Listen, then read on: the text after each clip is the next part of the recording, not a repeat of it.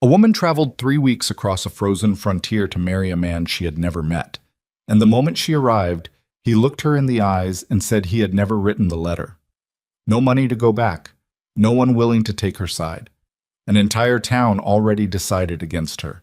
Everything she had staked on a single piece of paper was gone in 60 seconds, in front of witnesses, with nowhere to stand and nothing left to hold on to. Most people would have walked back to that train platform and never looked back. She stayed. And what happened next changed every family on that frontier, including the one that had just turned her away. If you want to know how one woman with no power, no allies, and no reason to fight took on a railroad company, a corrupt banker, and the most dangerous kind of enemy, the kind that smiles at you, then stay until the end. Hit like and drop your city in the comments so I can see how far this story travels. The train had been running late since Cheyenne. Clara Whitmore had not slept in 2 days. She'd tried, folded herself against the window with her coat bunched under her cheek, watching the darkness roll past in shapes she couldn't name, but sleep wouldn't come. It hadn't come easily in 3 weeks, not since she'd packed 2 trunks and a carpet bag and left everything she'd ever known in a town that had given her very little reason to stay. She was 31 years old. She had $12.40 left in her purse, a reference letter from a schoolmaster in Ohio who'd employed her for 6 years, and a folded piece of paper she'd read so many times the crease had worn through the middle and the ink had begun to blur at the edges. She kept it in her coat pocket, close to her chest, where she could reach for it without thinking. Outside, the Wyoming Territory rolled past under a sky the color of old pewter. Snow had started somewhere around Laramie, not the soft, tentative kind, but the flat-driven kind that came sideways off the plains and meant business. The other passengers had gone quiet hours ago. A drummer from St. Louis had stopped his cheerful commentary somewhere around mile 400. The woman with the infant 2 rows back had finally gotten the baby to sleep. The car rocked steadily, smelling of coal smoke and damp wool and the particular exhaustion of people who had been traveling too long. Clara pressed her forehead against the cold glass and watched the white land blur past. The letter had come in October. She'd been sitting in the schoolroom after the children had gone home, correcting arithmetic papers by lamplight, when Mrs. Aldrich from the boarding house knocked on the door and handed her an envelope with a Wyoming Territory postmark. Clara had stared at it for a long moment before she opened it, because in 31 years almost no one had written to her from anywhere. "Dear Miss Whitmore," the letter began, "I am a widowed rancher with 2 children, a boy aged 4 and a girl aged 9. My wife passed 3 years ago, and I won't speak on that except to say the children need a mother, and the ranch needs a woman who knows how to work. I am not a romantic man, and I will not pretend otherwise. But I am an honest one. If you are an honest woman looking for a new beginning, I believe we could build something decent together. I have spoken with Reverend Marsh, who gave me your name as a woman of strong character and practical mind. If you are willing, write back, and we will make arrangements. Respectfully, Silas Beckett, Bitter Creek, Wyoming Territory." She had read it twice, then a third time. Then she'd sat very still for a long while, listening to the wind pick up outside and the lamp flicker and her own pulse, which had done something she couldn't quite describe. It was not a love letter. It made no promises it couldn't keep. It was, in fact, one of the least romantic communications she had ever received. And something about that honesty had reached her in a place she hadn't expected. She'd written back the same night. She'd spent a week composing what she thought was a careful, measured response. Her background, her experience, her expectations, her willingness. She'd sent it before she could think too hard about what she was doing. 2 weeks later, a second letter arrived, shorter than the first, confirming the arrangement and enclosing money for the train fare. "Come as soon as you're able," it said. "The winter sets in fast here." She'd given notice the next morning. She'd told Mrs. Aldrich, who'd looked at her with a mixture of concern and something that might have been envy. She'd written to her sister in Cincinnati, who'd written back to say she was making a grave mistake. She'd packed what she owned, sold what she couldn't carry, and spent 3 weeks making her way west by rail, changing trains twice, eating what she could afford, sleeping badly in second-class cars, watching the country change from something familiar into something she had never imagined. And now here she was, 300 miles from anywhere she'd ever been, watching the snow come down sideways in the dark. She pulled the letter from her pocket and read it again for what she guessed was the 63rd time. It still said what it had always said. It still sounded like a real man who meant what he wrote. She folded it carefully and put it back. Come as soon as you're able. She was here. She was able. Bitter Creek was smaller than she'd expected, which was saying something because she hadn't expected much. The train platform was a plank structure with a roof that leaked in two places, even in winter. She could tell by the dark stains in the wood. The station itself was one room with a potbelly stove that was doing inadequate work against the cold, a bench along one wall, and a bulletin board with notices that had been there long enough to curl at the edges. A man in a station master's coat watched her step off the train with the blank, automatic attention of someone who had seen too many arrivals to be curious about any particular one. Clara stood on the platform with her 2 trunks and her carpet bag and looked at the town. Main Street ran maybe 4 blocks, give or take. There was a general store, a bank, a hotel with a faded sign, 2 saloons, a livery stable, a small church, and various other structures in various states of repair. The boardwalks were iced over. The street itself was a frozen track of mud and horse traffic. A few people moved between buildings with their heads down and their collars up, and nobody looked up at the arriving train with any particular interest. Claire had been told that the West was full of possibility. She was reserving judgment. She asked the station master if he knew where she might find Silas Beckett, and something shifted in his expression. Not alarm exactly, but awareness, the kind that meant the name meant something in this town. Beckett Ranch is about 6 miles north, he said, but Beckett himself is generally in town on Thursdays. Is today Thursday? It is. Then where might I find him? The station master looked at her for a moment. Probably Hadley's General this time of day, or the feed store. Depends what he needs. She thanked him, asked if she could leave her trunks for an hour, and was told she could. She took her carpet bag, squared her shoulders against the cold, and walked out into Bitter Creek. She found the general store easily enough. It was the largest building on the main block, with its name painted in white across the front window. Through the glass she could see the warm yellow glow of an interior lantern, rows of goods on shelves, and several figures moving inside. She pushed through the door. The bell above it rang once, sharp and clear, and several people looked up. Clara stood in the doorway for a moment, letting her eyes adjust. The store smelled of coffee and dried goods and wood smoke. There were 4 or 5 people inside. A woman with a list, conferring with the man behind the counter. 2 men near the back examining something on a shelf.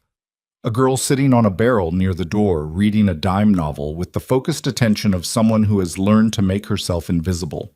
The girl looked up when Clara came in. She was maybe 9 years old, small and thin, with dark braided hair and large brown eyes that registered Clara's arrival with an expression Clara couldn't immediately parse. Something between recognition and terror. Clara almost said something to her, but the man behind the counter spoke first. "Help you, ma'am?" "I'm looking for Silas Beckett," she said. "I was told he might be here." The store went quiet. It wasn't the polite, incidental quiet of a conversation pausing. It was the specific quiet of a space where everyone had heard something and was deciding how to respond to it. The woman with the list turned. The 2 men near the back turned. The girl on the barrel had gone very still. "That'd be me." The voice came from the back of the store. He was taller than she'd imagined, which was probably a failure of imagination on her part. Broad through the shoulders in the way of men who had spent years doing physical work, not the way of men who were born large. Brown hair gone gray at the temples. A face that had been outside in hard weather for a long time. Weathered in a way that made his age difficult to pin. Mid-40s, maybe. His eyes were the color of slate, and they were looking at her with an expression she recognized immediately because it was the last one she'd expected to see. He didn't know who she was. That was the thing that struck her first, and she almost talked herself out of it, almost told herself she was misreading him, that he was simply surprised. But she'd spent 6 years reading the faces of children who were trying to hide things, and she knew the difference between a man who was surprised to see his expected arrival and a man who was looking at a stranger. He was looking at her like a stranger. "I'm Clara Whitmore," she said, and her voice came out steadier than she felt. "From Millhaven, Ohio, I received your letter in October. We've been corresponding for 2 months. The silence that followed was the kind that had weight to it. Silas Beckett's expression went through several things in quick succession. Confusion, then a rapid internal calculation, Then something that landed very near to dread. "I didn't write any letter," he said. The words hit her like cold water. She heard someone draw a sharp breath. The woman with the list.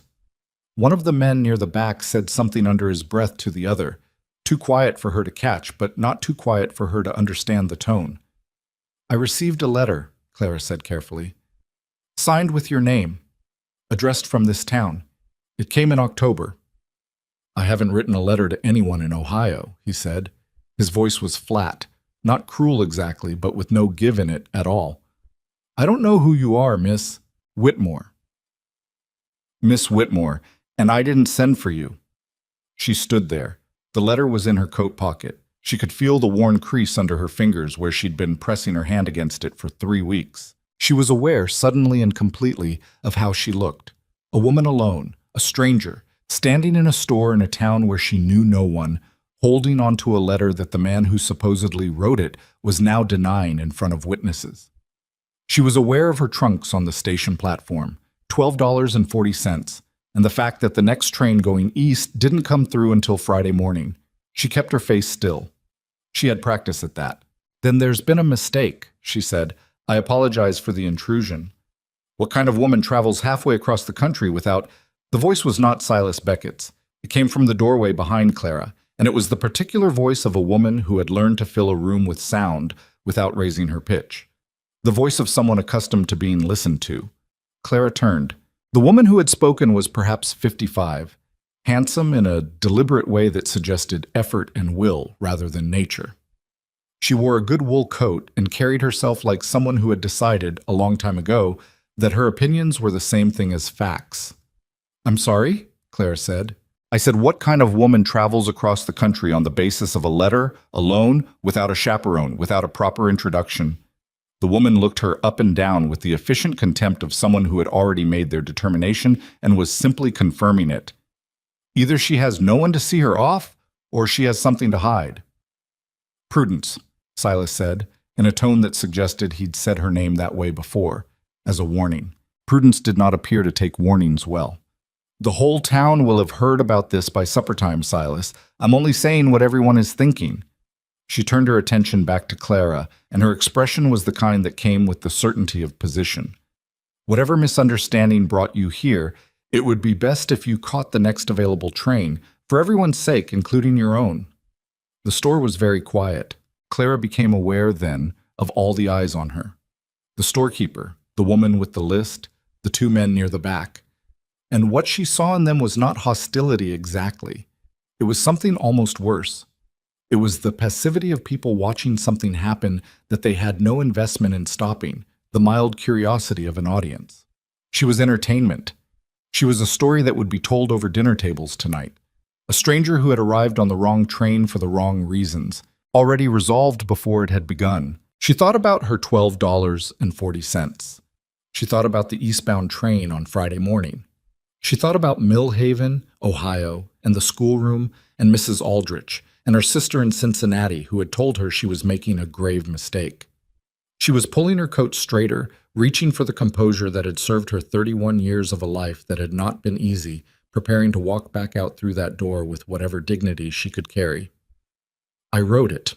The voice was small and high and came from the barrel near the door. Everyone turned. The girl with the dark braids had gotten to her feet. She was standing very straight, in the way children stand when they're terrified and have decided to do something anyway. Her face was pale under the lamplight, and her hands were clenched at her sides, and her eyes, those large, dark eyes, were fixed on Clara with an expression that was equal parts guilt and desperation, and something that Clara recognized, after a long moment, as hope. "Emmeline!" Silas Beckett said his daughter's name like a man who had stepped onto ice and heard it crack under him. "I wrote the letter," the girl said again. She wasn't looking at her father now. She was looking at Clara, and her voice was steady in the way that children's voices are when they've rehearsed something in their heads too many times to pretend they haven't. "I wrote it, and I signed Papa's name. I found the address at the church from Reverend Marsh's letters, and I copied Papa's handwriting from the things in his desk. A beat. I've been practicing it for a long time." The silence that followed was of a different quality than all the preceding silences. This one had the particular texture of a room full of adults confronted with something a child had done that none of them knew how to respond to. Silas crossed the store in 4 strides. He crouched down in front of his daughter, and Clara noticed, despite everything, that he didn't grab her arm, didn't raise his voice, just put himself at her level with an expression she couldn't read from across the room. "Emmeline," he said quietly, "what did you do?" It wasn't a question. "I wanted someone to come," the girl said. Her composure cracked on the last word, just slightly, the way things crack when they've been held together too long. "Eli doesn't remember, Mama. He's only 4, Papa, and he doesn't remember, and I've been trying, but I'm 9, and I don't know how to run a household right, and you don't talk anymore, and everything is just—" She stopped, swallowed, started again with careful, deliberate control that was heartbreaking in someone her age. "I found the Reverend's letter where he said she was honest and good with children. I thought if she came, maybe you would talk to her, and then you'd talk to us again." Silas sat back on his heels. He didn't speak. "I'll take whatever punishment you say," Emmeline told him. "I knew it was wrong, but I'm not sorry I did it." The store held its breath. Clara became aware then of something shifting in her chest. Not sentiment exactly, and not pity, because pity required a kind of distance she didn't feel. This child had written a letter and forged a name and sent a stranger halfway across the country because she was 9 years old and her family was falling apart, and she didn't know what else to do. She had done the best thing she could think of with what she had, which was, Clara thought, the definition of resourcefulness. And she had just stood up in a room full of adults and confessed to it without flinching. "Well," Prudence Holloway said into the silence, with the satisfaction of someone whose worst suspicions have been confirmed at the best possible moment. "There it is." No one responded to her. "I'll need my trunks," Claire said. Everyone looked at her. "They're at the station," she added. "I left them with the station master. If someone could send word that I'll be retrieving them shortly, Miss Whitmore." Silas had risen to his feet. He was looking at her with an expression she couldn't entirely identify. "I owe you an apology. I don't know what—" "You don't owe me anything," she said. "This wasn't your doing."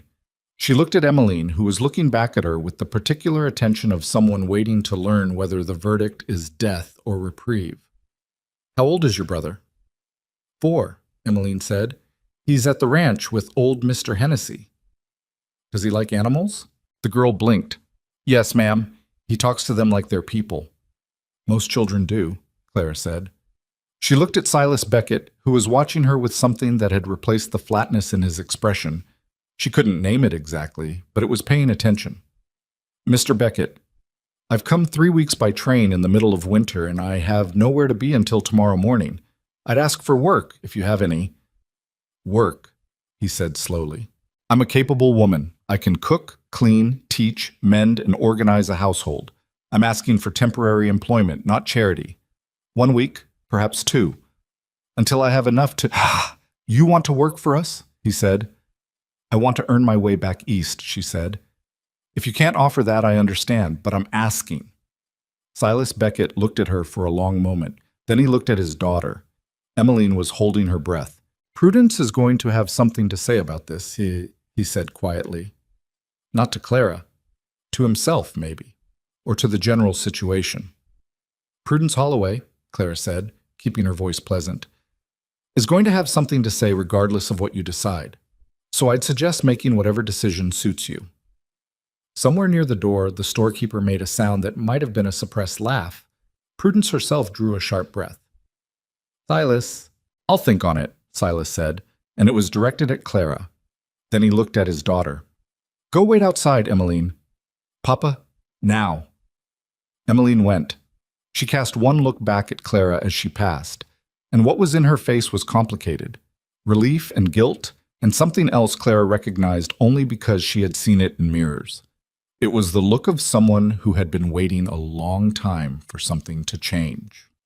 The ride to the ranch was 6 miles of frozen road that Silas Beckett navigated in what appeared to Clara to be a state of careful, controlled silence. He had agreed to take her trunks, and her, and figure out something temporary, with the air of a man who had made a decision before he'd finished making it and was now dealing with the consequences of his own logic.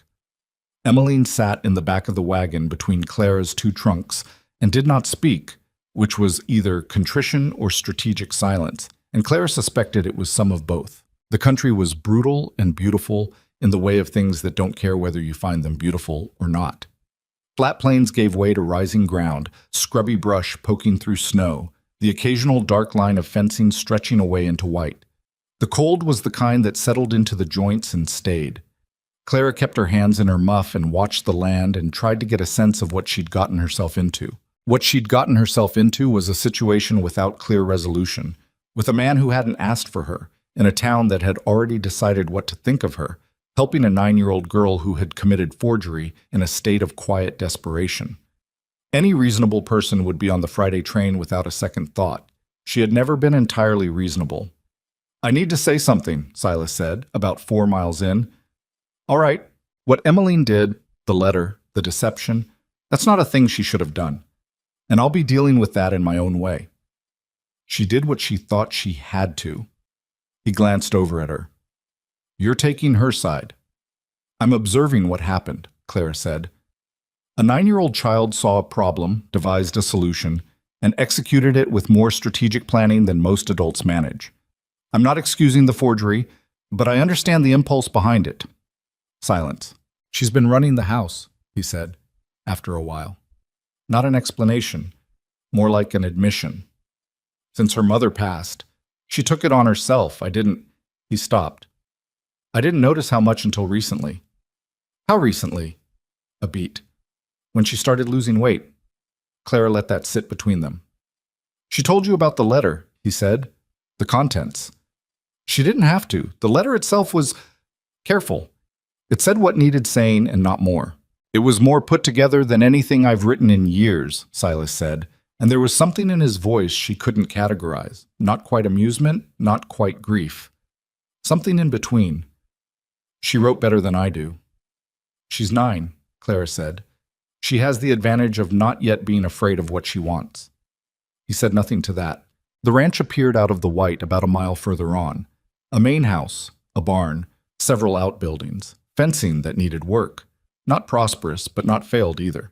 The kind of place that had once been tended with care and was now being maintained with stubbornness. A boy appeared in the doorway of the main house as the wagon came to a stop. Small and round-cheeked and wearing a coat 2 sizes too large that pooled around his boots. He stared at Clara with the frank, unfiltered appraisal of a 4-year-old who had not yet learned that staring was impolite. "You're not Papa's worker," he announced. "Eli," Emmeline said, climbing down from the wagon. "What's your name?" "Clara Whitmore," she said. "I'm Eli Beckett," he said, with the solemnity of someone making a formal introduction. "I have a horse named Chester and a chicken named Governor. The governor doesn't like to be held." "Most governors don't," Clara said. Eli considered this. Then he grinned. A sudden, complete, whole-face grin that took up his entire expression. "Come in," he said, as if the house were his. "It's cold, Beck." The house was cold inside, too, which said something about how it had been running. Not dirty. Emmeline had clearly been working hard to keep it clean, but with the particular chill of a space that had a fire going but not quite enough fire, where corners gathered cold that didn't clear, where curtains hadn't been opened in long enough that the fabric had gone stiff at the edges. Clara stood in the main room and looked around without comment. The furniture was decent, older, built to last rather than to impress. A table, 6 chairs, a cast-iron stove that needed cleaning, shelves with dishes, pots, a few books, a window over the wash basin looking out toward the barn. On the wall near the stairs, a photograph in a wooden frame, a woman with dark hair and a serious expression, and the same large eyes as Emmeline, standing beside a younger, less weathered version of Silas Beckett, with what might have been Emmeline as a very small child at her knee. Clara looked at it for a moment, then looked away. "I'll show you the spare room," Emmeline said. "Thank you." The spare room was at the back of the house, small, with a window that rattled when the wind hit it, and a bed with a quilt that had been washed enough times to go soft. It was cold. Clara stood in the doorway and decided it would do. "I'm sorry," Emmeline said behind her. Clara turned. The girl was standing in the hallway with her hands clasped in front of her, and what was in her face now was something more complicated than the defiant composure she'd displayed in the store. There was exhaustion in it, the kind that came from a long time of carrying something. I know what I did was wrong, Emmeline said. I know it put you through a terrible lot of trouble, and I know you probably want to leave. A pause. But I'm still not sorry. You said that in the store. I meant it both times. Clara looked at her. What were you hoping for exactly when you wrote that letter? Emmeline thought about it. Someone who would stay, she said finally. Not a new mama, exactly. Just, she made a small, helpless gesture. Someone who would stay. Clara was quiet for a moment. Show me where you keep the cleaning things, she said. That stove needs attention before supper, and the cold in here isn't all from the windows. Emmeline stared at her. Go on, Clara said. I'm not being charitable. I'm cold, and I'd like a properly heated room. The girl went quickly, before whatever this was could change. She found the problem with the stove within 20 minutes. A blockage in the flue that had been reducing its efficiency for what she guessed had been weeks. She cleared it with a length of wire she found in the barn, while Silas watched from the doorway with the expression of a man recalibrating something. I would have gotten to that, he said. I'm sure you would have. The ranch takes most of my time. It shows, Clara said, and she didn't mean it as a criticism, which was how he seemed to take it, because he didn't bristle. He stood in the doorway and watched her work for a long moment. You know about stoves, he said. I know about most things that need doing, she said. Not everything, but most. Where'd you learn all that? She sat back on her heels and looked up at him. Same place most people learn things that keep them alive. Necessity. He was quiet. You don't have to explain yourself to me, he said finally. You're being here. It's not your fault. No, she agreed. It's not. But the town will say it is. The town already has, she said. He almost smiled. She caught the edge of it before it disappeared. Prudence Holloway runs the Women's Society, he said. She decides what's respectable and what isn't in this town. She'll make things difficult for you. She already has. More than she did today, he said. She has reach. She'll make it so no one in town will hire you or house you without it costing them. Clara pulled the wire clear of the flue and checked the draw. Better, much better. She could feel the heat beginning to move properly through the iron. Then it's a good thing I'm staying here and not in town, she said. That's one way to see it. Is there another? He looked at her for a moment, and something moved through his expression that she couldn't quite read. Not comfort exactly, but something adjacent to it, something acknowledging. Supper's usually around 6, he said. I'll have something ready by then. He stood there for another moment, then nodded and pushed off the doorframe and went out toward the barn. She heard his boots on the frozen ground until the cold swallowed the sound. Supper was the first real test. Clara had found the kitchen's supplies, limited but workable, and put together a meal that was not impressive but was hot and filling and showed some understanding of what hungry people after a hard day needed. Beef stew, biscuits that were passable if not beautiful, coffee strong enough to stand a spoon in. Eli ate with the focused intensity of a small creature that has decided there's no sense in doing anything halfway. He had reorganized himself at the table within 3 minutes of sitting down to be as close to Clara as possible without actually sitting in her chair, which she suspected was his natural orientation toward anything new. Papa burned everything last week, he announced. Eli, Emmeline said. He did. The beans were black. I was busy, Silas said, without particular defensiveness. Governor was upset about it, Eli continued to Clara. The governor hears everything. The governor is a chicken, Emmeline said flatly. He has feelings, Eli said with great dignity. Clara kept her expression contained. She was not going to laugh. The child was 4 years old and entirely serious, and it would be impolite. What else does Governor feel strongly about? She asked. He doesn't like Mondays, Eli said immediately. And he's suspicious of strangers, but I think he'll like you. High praise, Clara said. He only really likes me and Emmeline. Papa scared him once with a bucket. Silas looked at the ceiling. It was an accident, he said, to no one in particular. Clara did not look at him, because if she looked at him, she was going to laugh, and she had approximately zero interest in laughing in this household on her first evening in it. She applied herself to her stew with great concentration. The meal was quiet, but not uncomfortable. quiet in the way of people who don't quite know where they stand with each other, but are willing to hold the uncertainty for a little while. Emmeline ate carefully, watching Clara without being obvious about it, or trying not to be obvious, which was not quite the same thing. She was tallying something, Clara thought, making an ongoing assessment. After supper, while the children washed the dishes, Eli stood on a stool and applied himself to this task with the same total commitment he'd brought to eating. Silas sat at the table with his coffee and looked at her. "What made you stay?" he asked. Not confrontationally, with genuine curiosity, which was different. "At the store?" "Yes," Clara considered. "Your daughter stood up in a room full of adults and told the truth about something she knew would get her in trouble," she said. "And she wasn't sorry. I found that persuasive." "She's stubborn," he said. "I noticed. Gets it from her mother." A pause. "And from me, probably." "Probably," Clara agreed. He turned his coffee cup in his hands. "I should tell you, see, Prudence isn't going to let this rest. What she said in the store, that was the first word. There'll be more." "You said that already." "I know, I'm saying it again because I mean it." He looked at her steadily.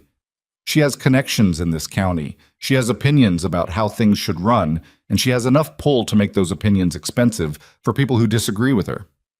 "What's her stake in your business?" Clara asked. Something in his expression shifted, not quite closing off, but becoming careful. "She was a friend of my wife's," he said, "and she has her own ideas about how things ought to be ordered in the county, in town." A pause. "She's been suggesting for a year that the ranch would do better sold, and I should take the children east. She wants the ranch. She says she wants what's best for the children." "Those aren't the same thing." He looked at her. "If she wanted what was best for them," Clara said, "she would have asked them." He was quiet for a long moment. Outside, the wind came up around the corner of the house and made the window panes rattle. Inside, the stove that Clara had cleaned was doing proper work now, pushing heat into corners that had been cold for longer than a few days. "You can have the spare room as long as you need it," he said finally. "I can't offer wages right now. The ranch is—" He paused. "It's not the best season, but room and board until you're ready to go." "That's enough," Clara said. "It's the best I can do." "I said it's enough, Mr. Beckett. I wasn't complaining." He looked at her with that considering expression again, the one she was beginning to identify as his version of a more complicated response held back. "Silas," he said. "Pardon? If you're going to be in the house, you might as well call me Silas." "All right," she said. Silas. From the kitchen, Eli was telling Emmeline an elaborate story about the governor's ongoing suspicion of the fence post on the east side of the yard. And Emmeline was saying, "Eli, that's a fence post," and Eli was explaining that you couldn't be too careful.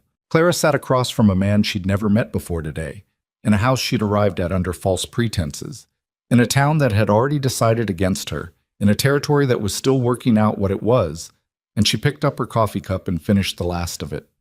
She thought about the $12.40. She thought about the Friday train. She thought about a 9-year-old girl who had not been sorry for what she'd done.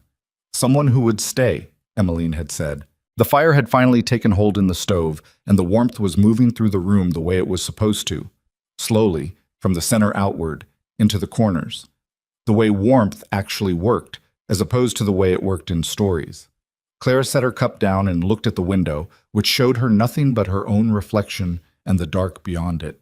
She didn't think about the Friday train again that night. She did not sleep well her first night at the Beckett Ranch, but that was not unusual. Clara had not slept well in the 3 weeks it had taken her to get here, and before that she had not slept particularly well for several years, which was one of the things that made the prospect of a new start feel less like a risk and more like a reasonable trade. What kept her awake this time was not anxiety exactly. It was the house itself, the sounds of it, unfamiliar and specific. The way the wind found the gap under the back door, the creak of the second stair which she'd learned to avoid in time, the particular silence of 2 sleeping children and a man who, she suspected from the thin bar of lamplight that ran under his door past midnight, was also not sleeping. She lay in the dark and listened to the ranch settle around her and told herself she would leave on Friday. By Thursday, she had decided to stay another week. It was not a dramatic decision. It did not announce itself. It happened the way most real decisions happened. Quietly, incrementally, through the accumulation of small things that added up before she'd thought to count them. The first thing was the stove, which behaved itself after she'd cleared the flue and which warmed the kitchen by the time Emmeline came downstairs at 5:30 to start the day. The girl had stopped mid-step when she walked in, registered the heat, and looked at Clara with an expression that said more than she intended. She'd been so used to cold mornings that warmth had become unexpected. The second thing was Eli, who appeared at the kitchen door in his nightshirt and oversized coat and announced gravely that the governor had made his determination about Clara during the night and found her acceptable, a fact which Eli considered extremely significant and wished to communicate without delay. "Tell the governor I'm honored," Clara said, and cracked 2 eggs into the pan. Eli nodded, satisfied, and went back to his room to relay the message. The third thing was Silas himself, which was more complicated because Silas Beckett was not a simple thing to read, and she wasn't sure she'd been reading him right. He came downstairs at 6, already dressed, already composed in the way of someone who had decided, before facing the day, what shape he was going to hold. He looked at the eggs on the table and the coffee on the stove and said nothing for a moment.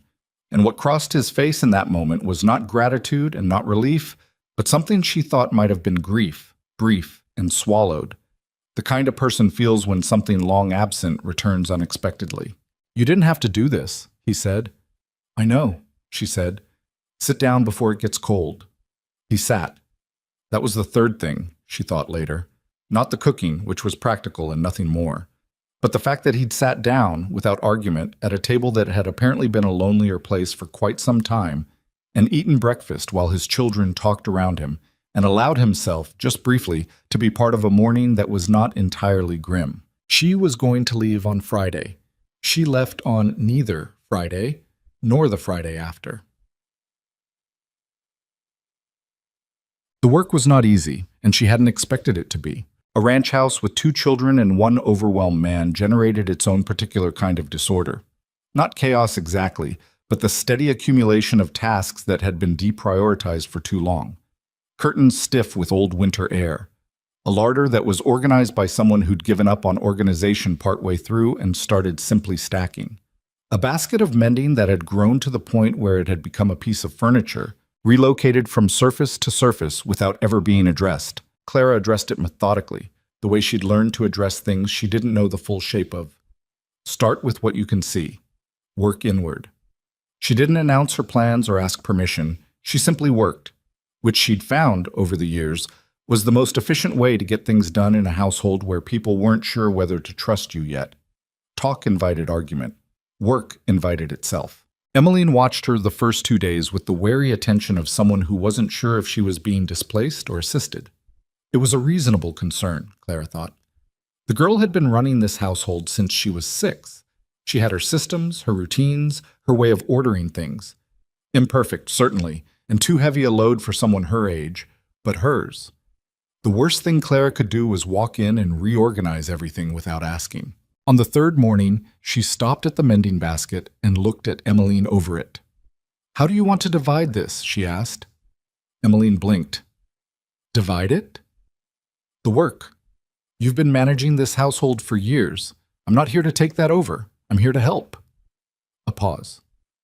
"What do you want to keep handling yourself, and what do you want to hand off?" The girl looked at her for a long moment, and what shifted in her face was something that had been held too tight for too long, easing slightly. "I hate the laundry," Emmeline said. "Then I'll take the laundry. And the accounts. Papa's been trying to do the ledger, but I've been checking it because he makes mistakes when he's tired, and—" She stopped, as if she'd said too much. "I can look at the ledger," Clara said, without making anything of it, "if you'll show me what you've been tracking." Emmeline showed her. What Clara found in the ledger was a situation that was not catastrophic, but was closer to it than it should have been.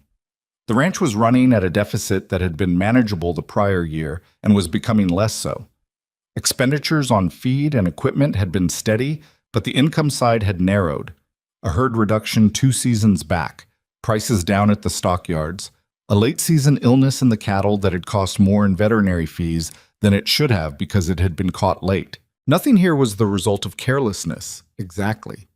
It was the result of a man running a ranch alone, with 2 children, while also running on a kind of internal autopilot that kept the essential things moving and let the peripheral things slide until they weren't peripheral anymore. She said none of this to Emmeline. She looked at the numbers, asked a few careful questions, and made notes on a separate sheet of paper. "You've been doing good work with this," she said, and meant it. Emmeline looked at her like she'd said something in a foreign language. "No one's told you that," Clara said. It wasn't a question. The girl's expression confirmed it without her saying anything. "Well," Clara said, and returned to the ledger. "You have." The town began its work on the second week. She'd known it was coming. Silas had warned her, and she wasn't naive enough to think Prudence Holloway would leave a loose thread unpulled. What she hadn't anticipated was quite how organized it would be, or quite how quickly the organization would become apparent. It started with the general store. She'd gone in with Emmeline to get flour and lamp oil and a few other things the ranch needed, and Henry Hadley, who had been perfectly civil the day Clara arrived, and had even, she thought, been on the edge of sympathetic, greeted her with a careful, avoidant politeness that was notably different from the ordinary kind.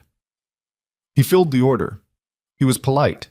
He did not look her in the eye, and he did not engage in the small social conversational additions, the comment about the weather, the inquiry after the family, the local bit of news, that Clara had quickly learned were the currency of small-town commerce.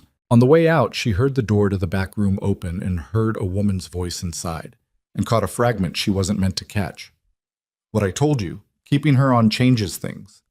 She kept walking. At the dry goods, the woman behind the counter, Mrs. Finch, whom she'd been briefly introduced to by Emmeline, was friendly in the particular way of someone who wanted to be friendly and had decided with apparent difficulty against it. She completed the transaction in a brisk, apologetic manner, and when Clara thanked her, she said, of course, twice, and looked past her at the door. Walking back to the wagon with Emmeline, Clara considered what she was dealing with. "Mrs. Holloway talked to them," Emmeline said quietly, not looking at her. "I know. She does that. When she wants people to see things her way, she talks to them privately. So it looks like they decided themselves." A pause. "Mama used to say she was the kind of woman who made other people carry her opinions for her." Clara looked at the girl. "Your mother sounds like she was perceptive." "She was," Emmeline said.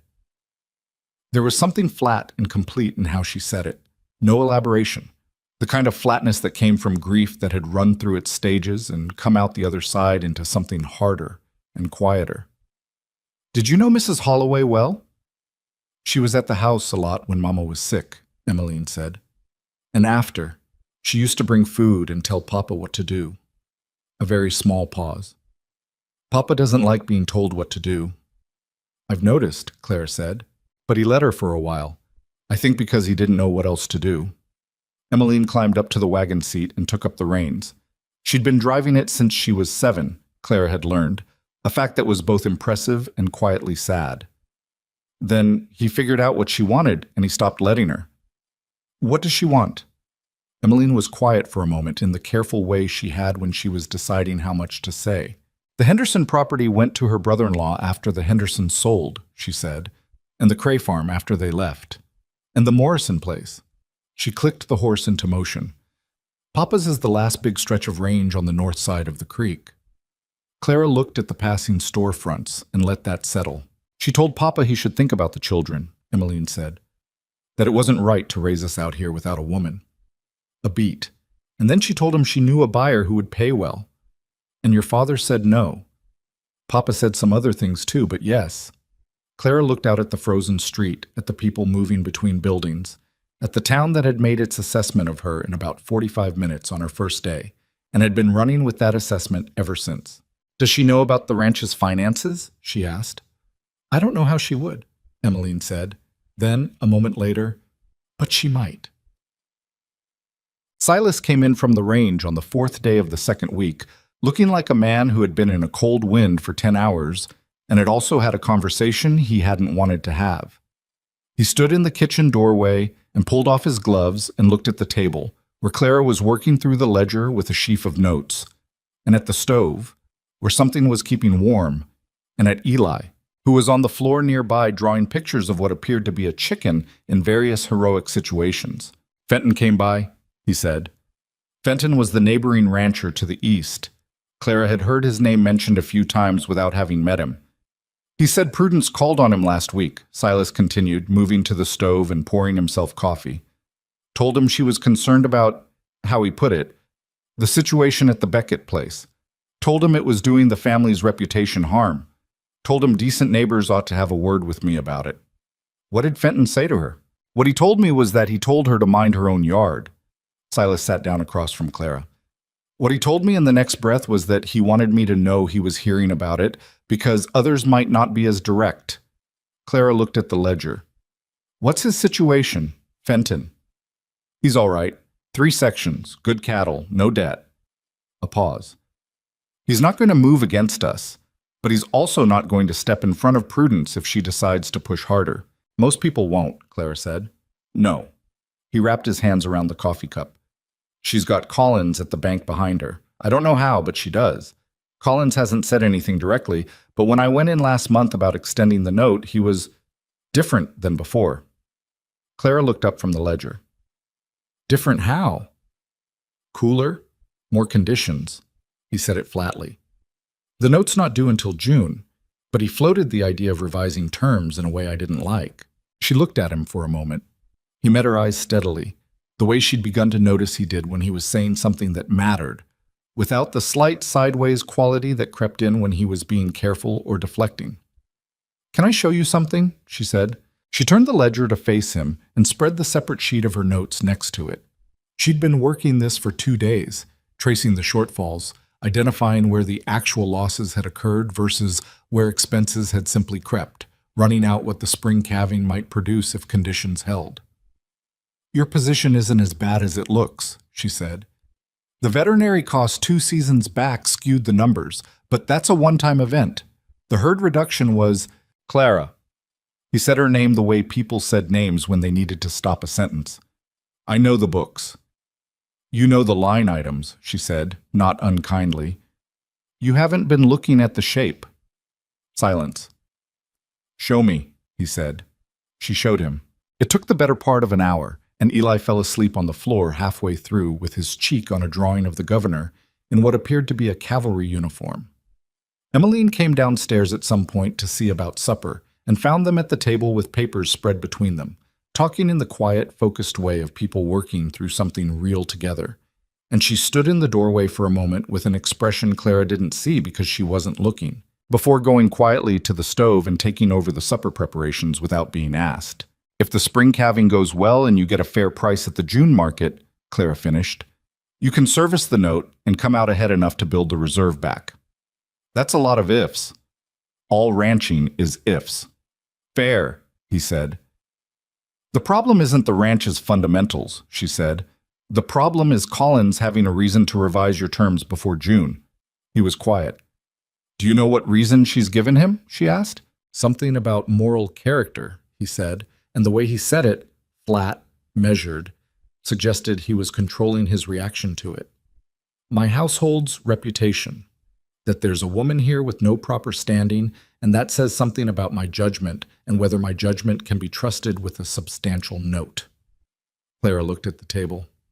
That's a particular kind of argument, she said. It is.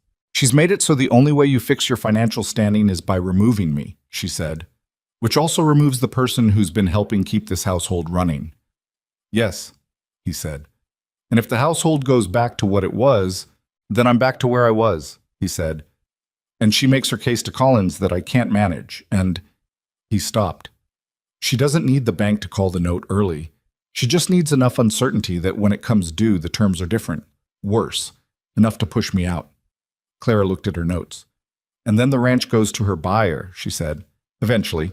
The kitchen had gone quiet except for the small sounds of Emmeline at the stove, careful and deliberate.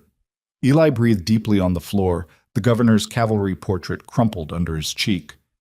I should have told you all of this sooner, Silas said. You should have, Clara agreed. He looked at her. I didn't know how much you knew about... You didn't know if you could trust me, she said. That's different from not knowing how much I knew. And it's reasonable. He was quiet for a moment. Is it?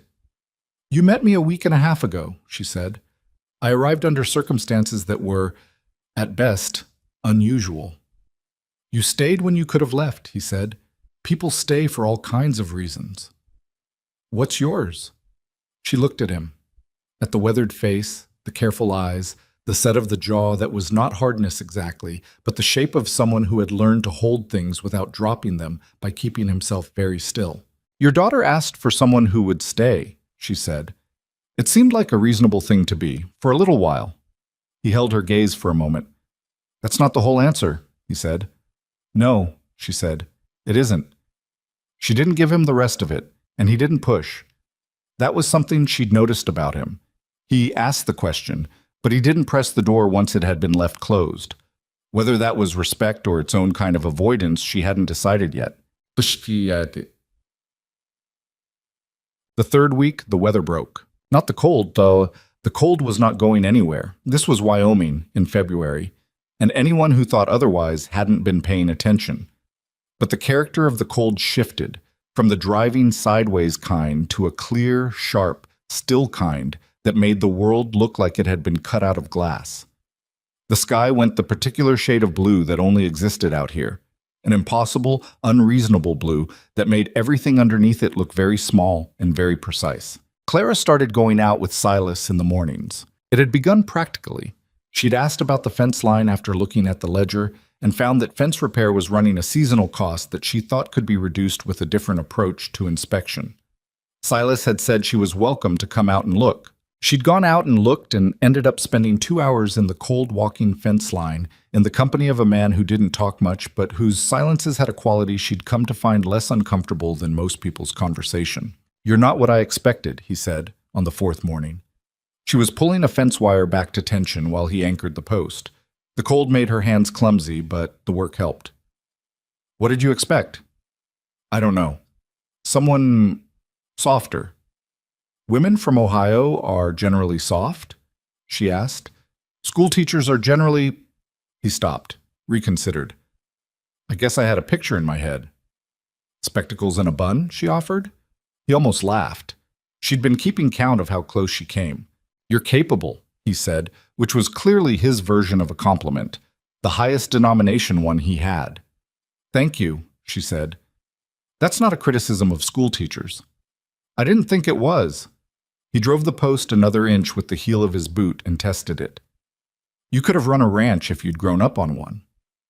I could have run many things if I'd been handed different starting conditions, she said. So could most people. He looked at her sideways.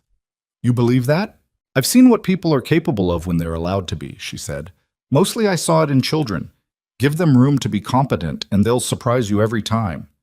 Emmeline surprised me, he said, and the weight in how he said it told her he wasn't only talking about the letter. She surprises me every day, Clara said, and meant it plainly. He drove the next post without speaking, and she moved to the next wire, and the work held them both for a while in the particular companionship of shared effort that didn't require more than presence. I haven't been here, he said, eventually. She didn't respond immediately because she wasn't sure what he meant and she didn't want to assume. After Eleanor died, he said, I was here, on the ranch, doing the work. But I wasn't, in the house. Not the way I should have been. A pause, the kind where something was being sorted before it came out. I knew Emmeline was taking things on. I told myself she needed something to do, that it was good for her, that she was managing. Another pause. She was 9. She's capable, Clara said carefully. And she did manage, but she shouldn't have had to. No. And she knew she shouldn't have had to, Clara said. That's part of why she wrote the letter. He was quiet. She wasn't trying to trick you, Clara said. She was trying to get your attention. He was still for a moment, holding the post, not quite looking at her. She's been talking more, he said, since you came, at supper. He seemed to be working through something. So has Eli, which Eli talks constantly, so that's less remarkable, Clara agreed. But it's different. He let go of the post and tested it. The table. It's different. She didn't say anything. I'm not good at this, he said, which seemed to cost him something. The talking, being in the room. Eleanor was better at it. She knew how to make the house feel, I don't know, like a place where things happen, not just where you slept. You don't have to be good at it, Clara said. You just have to show up for it. He looked at her. They don't need you to be perfect, she said. They need you to be present. There's a significant difference. He held her gaze for a moment, and what was in his expression was not the careful flatness she'd come to expect, but something that had more depth to it. Something that had been existing under the surface of him for a long time and was briefly, partially visible. I know, he said. I'm working on it. She believed him. Bossab. The confrontation she'd been waiting for came on a Thursday morning, 3 weeks into her stay. She had gone into town alone. Silas was out with the cattle and Emmeline was keeping Eli, to deal with a practical matter at the land office, a filing about the ranch's east boundary that she'd found unrecorded in her review of the ledger and thought needed attending to. She'd done it quickly and without incident, a small bureaucratic correction that had nonetheless felt important in the way small things occasionally did. She was coming out of the land office when Prudence Holloway came out of the milliner's across the street with 2 women at her side and stopped on the boardwalk in a way that was not accidental. Clara crossed to her side of the street rather than crossing away. There was no particular reason to avoid her, and she'd found over the years that the longer you avoided a conversation, the worse it became when it finally happened. Miss Whitmore, Prudence said. Her companions arrayed themselves in the passive, flanking way of people who had been brought as witnesses. Mrs. Holloway, Clara said, I hear you've settled quite thoroughly at the Beckett Ranch. I've been working there, Clara said, as I expect you know. Working, Prudence said the word with a particular precision.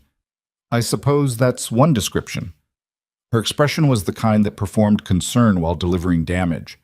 I want you to understand that I speak from a place of genuine care for that family. I was Eleanor Beckett's closest friend.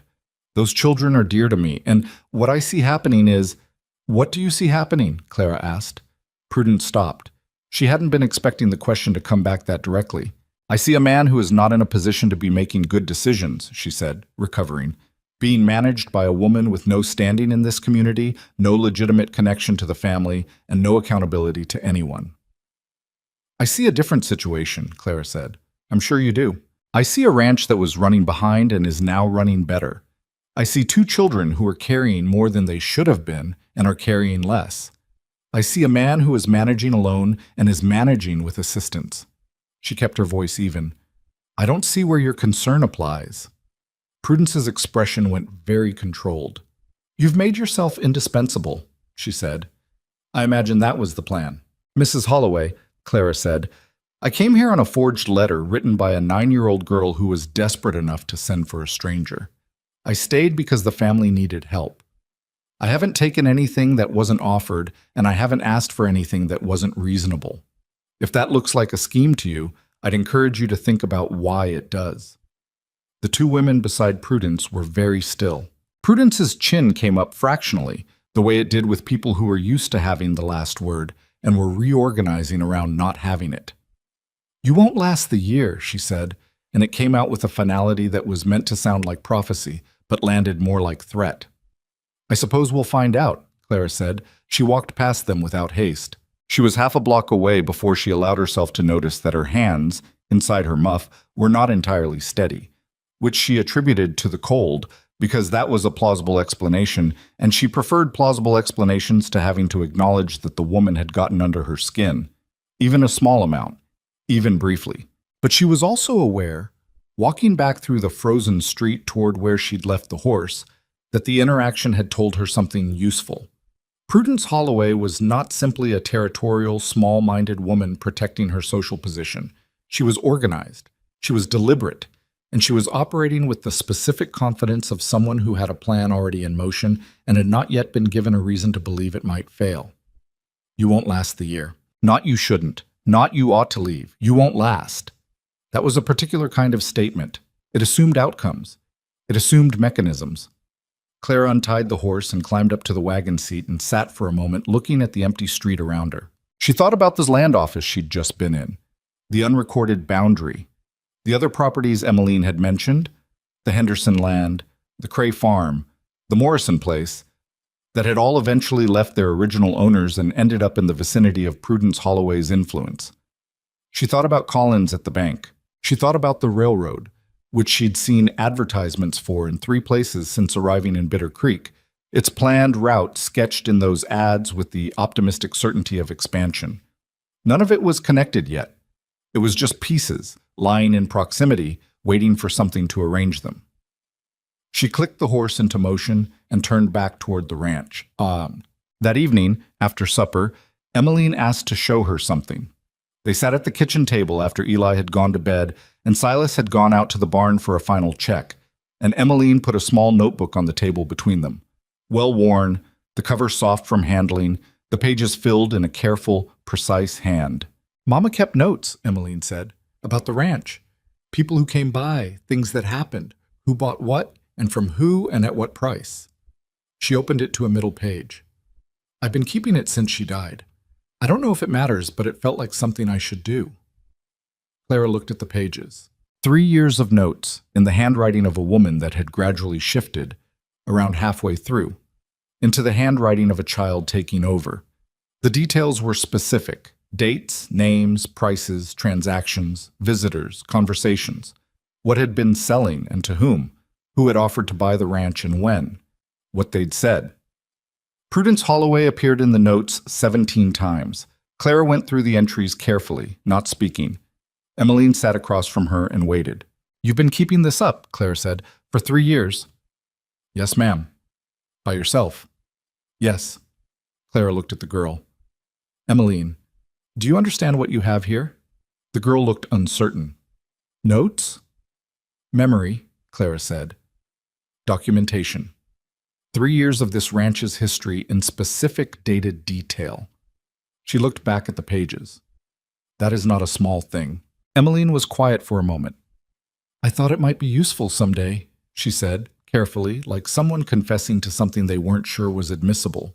"It might be more than useful," Clara said. She didn't say more than that yet because she wasn't sure yet what she was looking at, and she didn't want to alarm the girl or raise an expectation she couldn't support. But she kept looking at the notebook long after Emmeline had gone upstairs, turning the pages in the lamplight, reading names and dates and small, careful observations, and the shape that had been half-forming in her mind since the afternoon began, slowly and with increasing clarity, to resolve. Outside, she heard Silas cross the frozen yard back from the barn, heard his boots on the step, heard the door open and close and the particular silence of him moving through the kitchen behind her. "She showed you the notebook," he said. "Yes." He came to stand beside the table, looking at it. "I didn't know she'd been keeping it." "She has your wife's instinct for it," Clara said. He looked at her. "Eleanor kept that book because she knew things needed remembering," Clara said. "Emmeline kept it for the same reason." She looked up at him. "Someone in this household has always understood that details matter. You should know that." He was quiet for a moment. Something moved in his face that she'd learned to identify by now. That brief, unguarded thing, the expression he didn't know he was making, that told her what he kept below the surface of the measured, controlled version of himself that he showed the world. "It's a good thing you stayed," he said quietly. She looked back at the notebook. "I think so too," she said. "I'm still figuring out why exactly." He pulled out a chair and sat down across from her, and in the lamplight with the cold outside the windows and the 2 children sleeping upstairs, they stayed at that table a while longer, going through the notes together, building between them. Without naming it, without rushing it, the beginning of something neither of them had fully intended. The notebook sat on the kitchen table for 3 days before Clara found the thread she'd been looking for. It wasn't a dramatic discovery. It didn't announce itself. She was cross-referencing Emmeline's entries against the ledger, a habit she'd developed, running the 2 side by side the way you'd run 2 maps of the same territory to see where they disagreed, when she noticed a name appearing in both that had no business being in either. Not a rancher, not a local merchant, a land agent from Cheyenne named Darvell, who had come through Bitter Creek twice in the past 18 months, and whose visits, according to Emmeline's careful notation, had followed within 2 weeks of each property sale on the North Range. The Henderson land, the Cray Farm, the Morrison place. Darvell, 2 weeks before each one. She sat with that for a long time, turning it over, looking at it from different angles the way she'd learned to look at things she wasn't sure she was seeing correctly. Then she went to the small shelf of territorial newspapers that had accumulated in the parlor. Nobody in this household threw anything away, which she was beginning to think of as a structural advantage, and started reading. The railroad advertisements she'd noticed around town were for the Continental Western Line, which was planning a northern spur through Wyoming Territory. She'd seen the maps in the advertisements, a thick black line running roughly northeast, through the open range country north of Bitter Creek, through the range where the Henderson land was, and the Cray Farm, and the Morrison Place, and the Beckett Ranch. She spread the newspaper across the table and set Emmeline's notebook beside it and looked at the geography for a long time. Then she folded both carefully, put the notebook in her room, and went to find Silas. He was in the barn, working on a section of harness that had cracked in the cold, and he looked up when she came in with the expression of someone who had learned to read the quality of her arrivals. "What is it?" he said. She told him. He listened without interrupting, which she'd come to appreciate about him. He let information finish before he responded to it, which was rarer than it should have been. When she finished, he set the harness down and stood very still for a moment, looking at the middle distance. "The railroad," he said. "The right-of-way purchase would have to happen before they break ground," she said. "That's standard. They need the land secured before the surveys are filed publicly, because once the route is known, prices go up. So, someone who knew the route ahead of the public announcement could buy the land at current prices," she said. "Ranch prices, not railroad corridor prices." He looked at her. "That's the difference between a few $100s and several thousand." "Per parcel," she said. "Yes." The barn was quiet except for the horse shifting in the nearest stall and the cold wind working at the boards. "Prudence doesn't have that kind of capital," he said slowly. "No, but someone behind her does." She thought of what Emmeline had written. Darvell's visits, always quiet, always brief. The land agent from Cheyenne is the buyer's representative. He's the one making the actual purchases, once the owners have been maneuvered into selling. Prudence is the mechanism that does the maneuvering. She applies the social and financial pressure, he said, the flatness in his voice now a different kind than usual. The kind that came with controlled anger. And Darvell shows up when they're ready to fold. "That's what the pattern looks like," she said. He was quiet for a long moment, then, "Collins." "The bank creates additional pressure at the right time," she said. "Tightens terms, introduces uncertainty, makes holding the note feel risky, makes selling feel like the rational choice. And Collins gets something for his cooperation." "I'd imagine so." Silas picked the harness up again, then set it down again, which told her more about his state than most things he said out loud. He turned and looked at the barn wall for a moment, and she let him think. "The Henderson family left in September," he said. "Tom Henderson told me the bank had revised his terms and the number stopped working. He said he felt like he had no choice." A pause. He'd been on that land for 11 years. Clara didn't say anything. "And the Crays and the Morrisons?" He turned back to face her. "All of them thought they were making their own decision."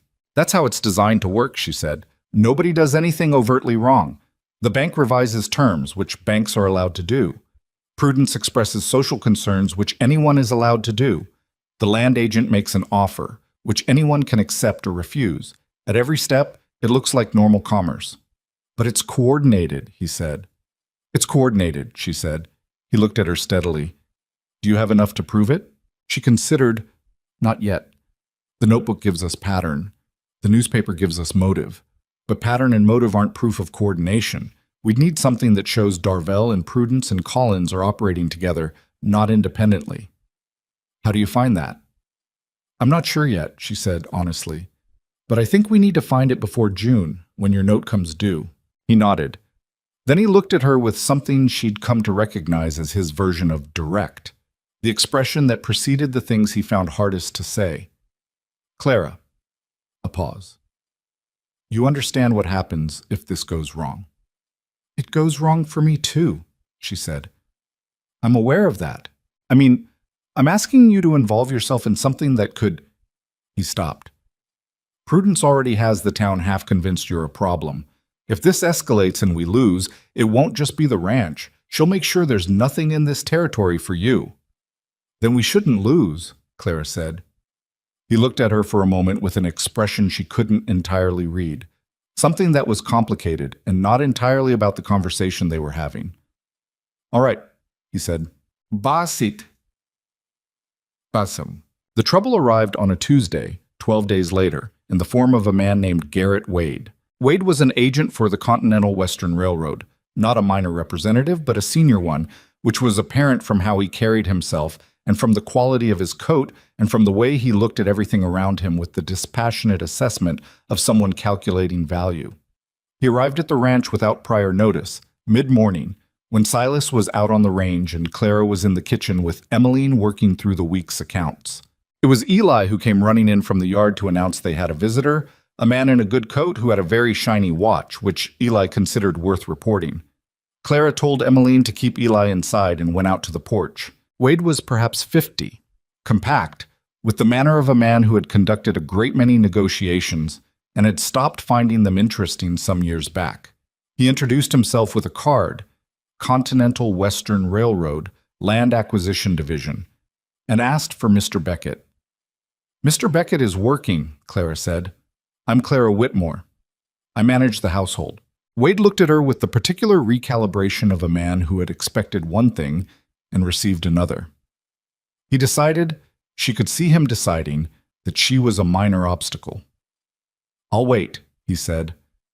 "That could be several hours," she said. "Is there something I can help you with?" He considered. Then he seemed to decide that preliminary information gathering was worth his time regardless of who provided it. "I'm here to discuss an acquisition opportunity," he said. "The Continental Western is finalizing the route for its northern spur, and the Beckett property falls within the corridor of interest. We'd like to discuss terms." "What terms?" she said. He named a figure. It was not a small figure.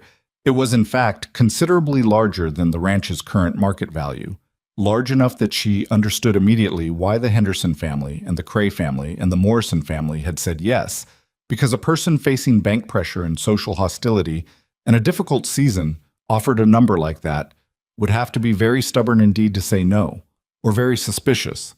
"I'll let Mr. Beckett know you came," she said. "He'll be in touch." Wade's expression cooled slightly. Miss Whitmore, I want to be direct with you since you seem like a practical woman. The Continental Western is acquiring this corridor whether the individual landowners cooperate or not. The legal mechanisms available to a railroad company operating under territorial charter are eminent domain, she said. He paused. Among others. Eminent domain applies when the acquisition is for a legitimate public use and requires fair compensation, she said. It's also a public legal process, meaning it would require the railroad to file in territorial court, which would make the route public record, which would affect every other transaction your company is trying to complete along this corridor before that announcement. Wade was very still. The families who've already sold, she said, keeping her voice entirely conversational, sold at private sale prices, not railroad corridor prices, before the route was known. If the route becomes public, through, say, a court filing, they might have grounds to revisit those transactions. The silence that followed was specific. You've done some reading, Wade said, and the pleasantness in his voice had gone thin. I'm a school teacher, she said. Reading is a professional habit. He looked at her for a moment with an expression that had shed the practiced neutrality and showed something more direct underneath. Not anger exactly, but the recalibration of someone who has identified a problem they hadn't anticipated. I'll come back when Mr. Beckett is available, he said. I'll tell him to expect you, she said. She watched him ride out and stood on the porch until he was well down the road, then went inside and found Emmeline standing at the kitchen window with Eli on her hip, both of them having watched the entire exchange through the glass. Who was that? Emmeline asked. A man who wants the ranch, Clara said. Another one, Eli said, with the matter-of-fact exhaustion of a 4-year-old who had absorbed more than he should have. Clara looked at him. How many have there been? 3, Emmeline said quietly. Before you came. 2 from Cheyenne and 1 who said he was from Denver. Papa said no all 3 times. He'll keep saying no, Clara said. What if they don't take no? Emmeline asked, and the question was not a child's question. It was the question of someone who had been calculating odds for a long time. Clara looked at her steadily. Then we give them something they have to take instead. Bad. She told Silas that evening. All of it. Wade, the figure, the eminent domain conversation, what she'd said and how he'd responded. He sat across from her at the kitchen table with his hands wrapped around his coffee and listened in the particular way he had, completely, without the fidgeting or interjecting that indicated partial attention. And when she finished, he was quiet for a moment. "You threatened a railroad agent with legal exposure," he said. "I pointed out a legal reality," she said, "on my behalf. On behalf of this household, which I am currently part of." He looked at her. "Clara, he's going to go back to whoever is running this operation and tell them there's someone at the Beckett Ranch who knows too much." "I know," she said. "That makes you a target." "I know that too." "And you did it anyway." She met his eyes. The figure he offered was designed to be hard to refuse. "If you'd been there alone, tired after a full day, not knowing what I know about the corridor, you might have taken it, and you would have gotten less than a tenth of what that land is going to be worth." He held her gaze for a long moment. "I wouldn't have taken it." "You don't know that for certain." "I know my own mind." "You know your own mind when you have full information," she said. "That's different." He looked away briefly, the way he did when he was acknowledging something he didn't want to acknowledge.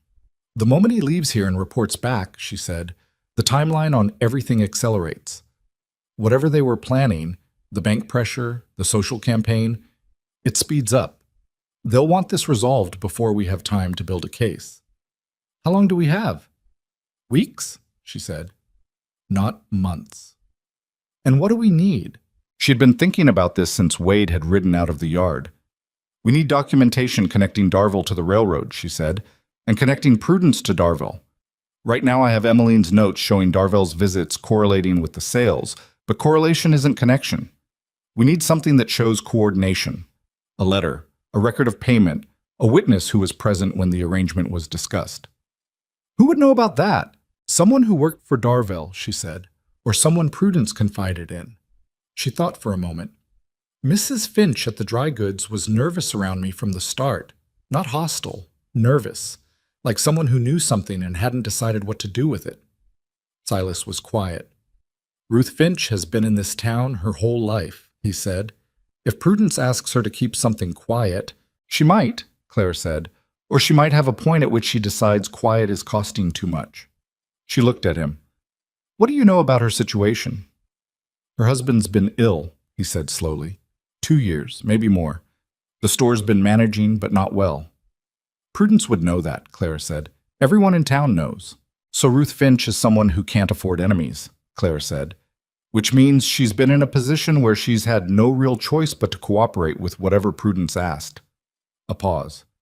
"But it also means she might cooperate with someone who could offer her something different." Silas looked at her for a long moment. "You're asking a woman who barely knows you to trust you over someone she's known for 30 years.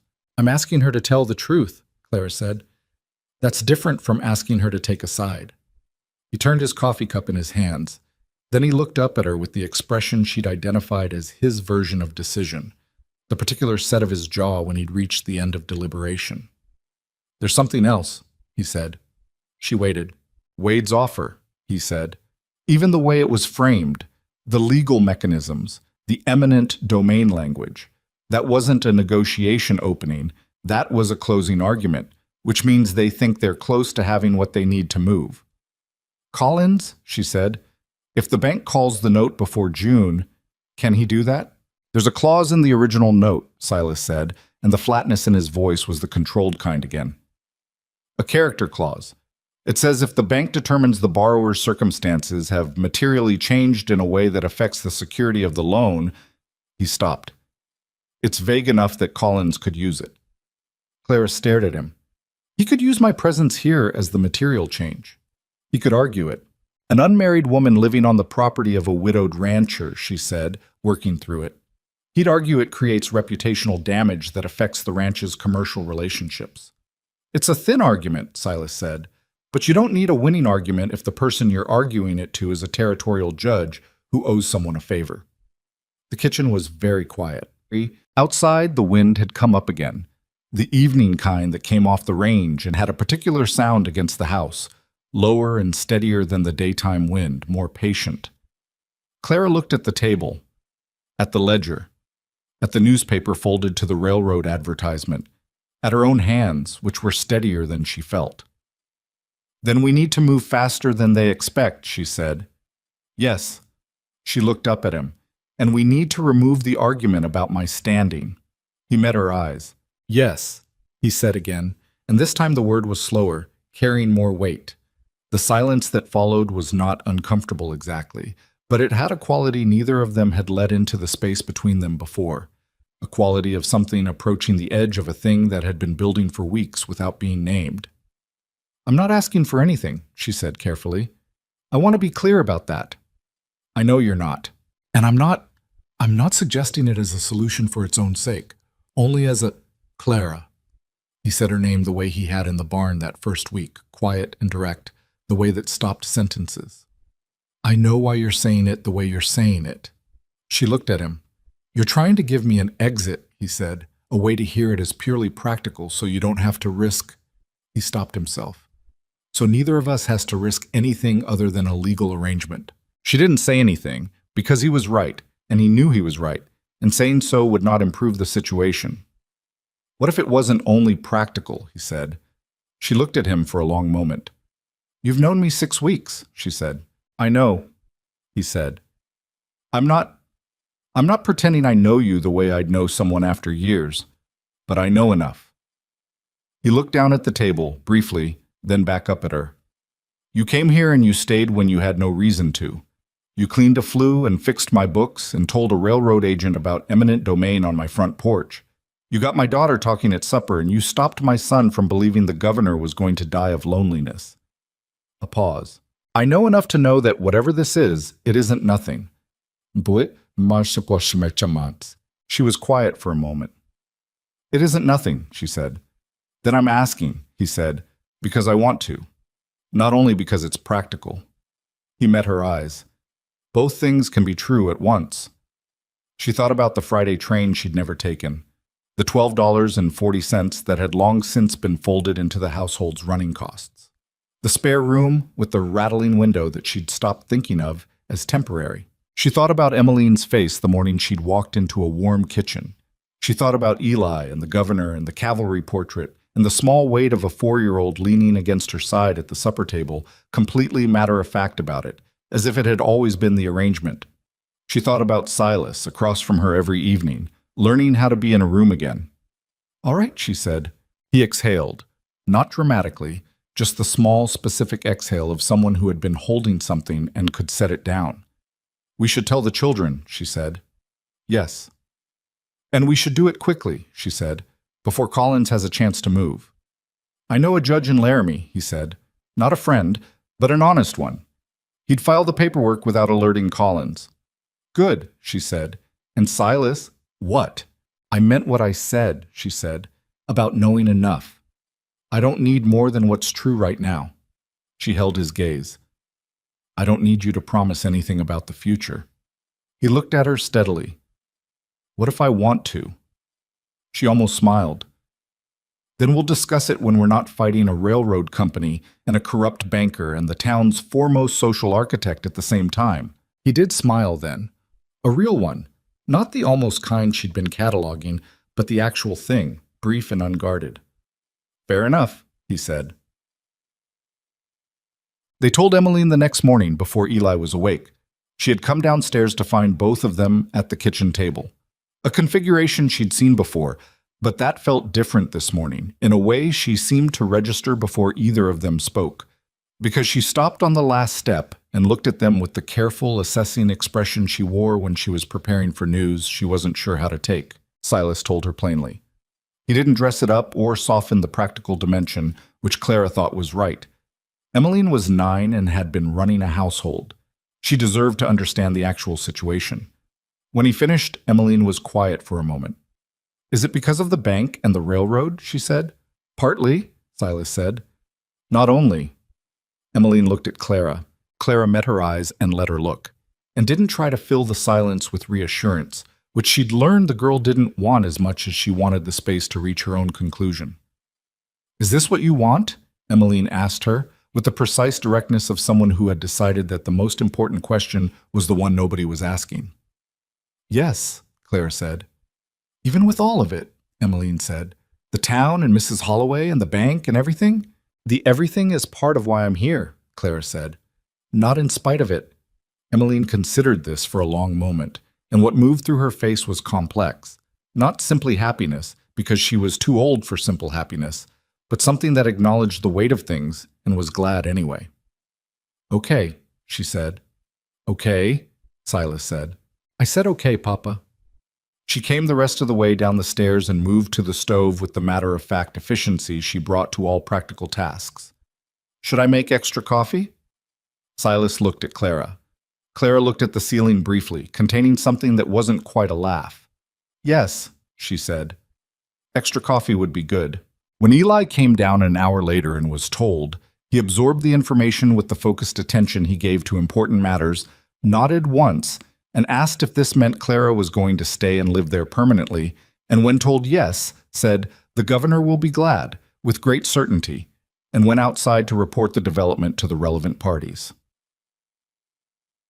The wedding was in Laramie, 3 days later at the county courthouse, with a judge named Hargrove who did the paperwork briskly and without ceremony, and seemed to find nothing unusual about a Wyoming rancher and a former Ohio schoolteacher standing in his office on a Wednesday morning asking to be married without announcement or audience. Emmeline had braided Clara's hair and tied it with a blue ribbon she produced from somewhere with the secretive satisfaction of someone who had been planning for a contingency.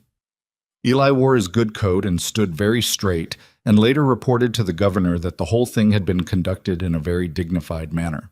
It was not a romantic ceremony, it was not meant to be, but there was a moment when Hargrove asked the question, and Silas looked at Clara with the expression that was his version of unguarded, the one she'd only seen a handful of times in 6 weeks, when what existed between them was very plain and did not need dressing up. She said yes. He said yes. Hargrove stamped the paperwork. Emmeline watched from the doorway with the notebook tucked under her arm, because she had thought to bring it, because she thought ahead, this girl always had. And on the way back to the ranch, she opened it to a new page and wrote the date and what had happened in her careful, precise hand, the way her mother had taught her, and the way she'd continued on her own, because things needed remembering.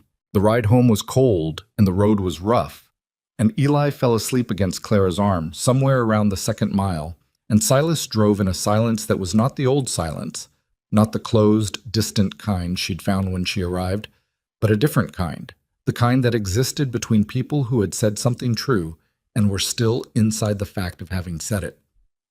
Prudence is going to hear about this by Friday, he said, about halfway home. She'll hear about it by tomorrow, Clara said. She'll be furious. She'll be more than furious, Clara said. She'll be frightened. Her argument to Collins is gone, and she knows we've been looking at the land records. You think she knows that? Wade told whoever sent him, she said, and whoever sent him told Prudence. She's been running this operation too carefully not to loop her in when an obstacle appeared. He glanced at her. You're an obstacle. We're an obstacle, she said. That's rather the point. He looked back at the road. What do we do when she moves? We move first, Clara said. The pattern in Emmeline's notebook, combined with the land records and the railroad route, that's enough to take to the Territorial Land Office. Not as proof of a crime, as a formal inquiry, which creates a public record. Which means if Collins moves to call the note early, it's on record that a concurrent land fraud inquiry is underway, and any action he takes looks like part of it. That protects the ranch. In the short term, she said, the long term requires witnesses. Ruth Finch, she confirmed, and anyone else who was pressured by this arrangement and knows it. He was quiet for a moment. The Hendersons are in Casper. I have an address. Write to them, she said. The Crays and the Morrisons. Start with the Hendersons, she said. One family willing to talk is enough to start. The others will follow if they know they're not alone. The ranch appeared ahead, its outline familiar now, in the way of things you've come back to enough times that arrival begins to feel like a specific thing, rather than just the end of a journey. The barn, the main house, the outbuildings, the fencing that still needed work in 2 places she kept meaning to get to. Eli stirred against her arm and opened one eye. Are we home? He said. Yes, she said. He settled back against her, satisfied, and closed his eye again. Silas pulled the wagon to a stop and set the brake, and for a moment they sat in the cold stillness of an early afternoon with the children beside them, and the ranch in front of them, and everything that was coming arranged against them. The railroad money and Prudence's reach, and Collins at the bank, and Darvell with his careful timing, and the whole coordinated machinery of people who had decided this land was theirs to take. "We're going to need help," Silas said. "Yes," Clara said. "We are." The other ranchers on the North Range, Fenton, the Abbotts, the Delacroix family, to the west. If they understand what's been done to the Hendersons and the Crays, they'll want to know, Clara said. Whether they'll act on it is different, but they need to know. He looked at the house, then at her. "You'd have made a hell of a general," he said. "I was a school teacher," she said. "We're used to managing large groups of uncooperative parties toward outcomes they didn't initially want." He did laugh then, a short, real one. She climbed down from the wagon and lifted Eli, who was mostly asleep, and carried him toward the house, and Emmeline jumped down and went ahead to get the door, and Silas unhitched the horse, and the ordinary machinery of the household reassembled around the new shape of things. Not smoothly, because nothing in this life moved smoothly, but forward, which was the only direction that mattered. Behind them, somewhere in Bitter Creek, Prudence Holloway would be receiving news before nightfall. And somewhere in Cheyenne, a man named Darvell would be filing a report. And in a bank office on Bitter Creek's Main Street, Arthur Collins would be calculating. The war that had been building since before Clara arrived, since before Emmeline wrote a letter, since before Eleanor Beckett died, and the ranch became vulnerable, since the first time someone in a good coat looked at this stretch of Wyoming range and decided it was theirs for the taking, that war was no longer quiet. It had become, as of a Wednesday morning in a Laramie courthouse, official. The letter to the Hendersons went out on a Thursday. Silas wrote it at the kitchen table while Clara sat across from him working through a second pass of Emmeline's notebook, cross-referencing dates against the land office records she'd requested copies of through the territorial clerk, a request she'd filed carefully, in her own name, as a matter of public record, so that the filing itself was documented. She'd learned, working through the ledger and the notebook over the past weeks, that documentation was a kind of armor. Not perfect armor, but the kind that made the people swinging at you think twice about the noise it would make. Silas wrote the letter in his direct, spare way. No embellishment, no appeal to emotion, just the facts as Clara had organized them, laid out in plain language that a tired man in Casper could read once and understand completely. He told Tom Henderson what the railroad route looked like. He told him what his land had likely been worth to the Continental Western at the time of sale compared to what he'd received. He told him about Darvell and the pattern of visits. And he told him about Collins and the note. And at the end he wrote, "I am not asking you to do anything you're not willing to do. But I think you ought to know what happened to you, and I think if you're willing to say so, it matters." He handed it to Clara when he was done, and she read it and handed it back.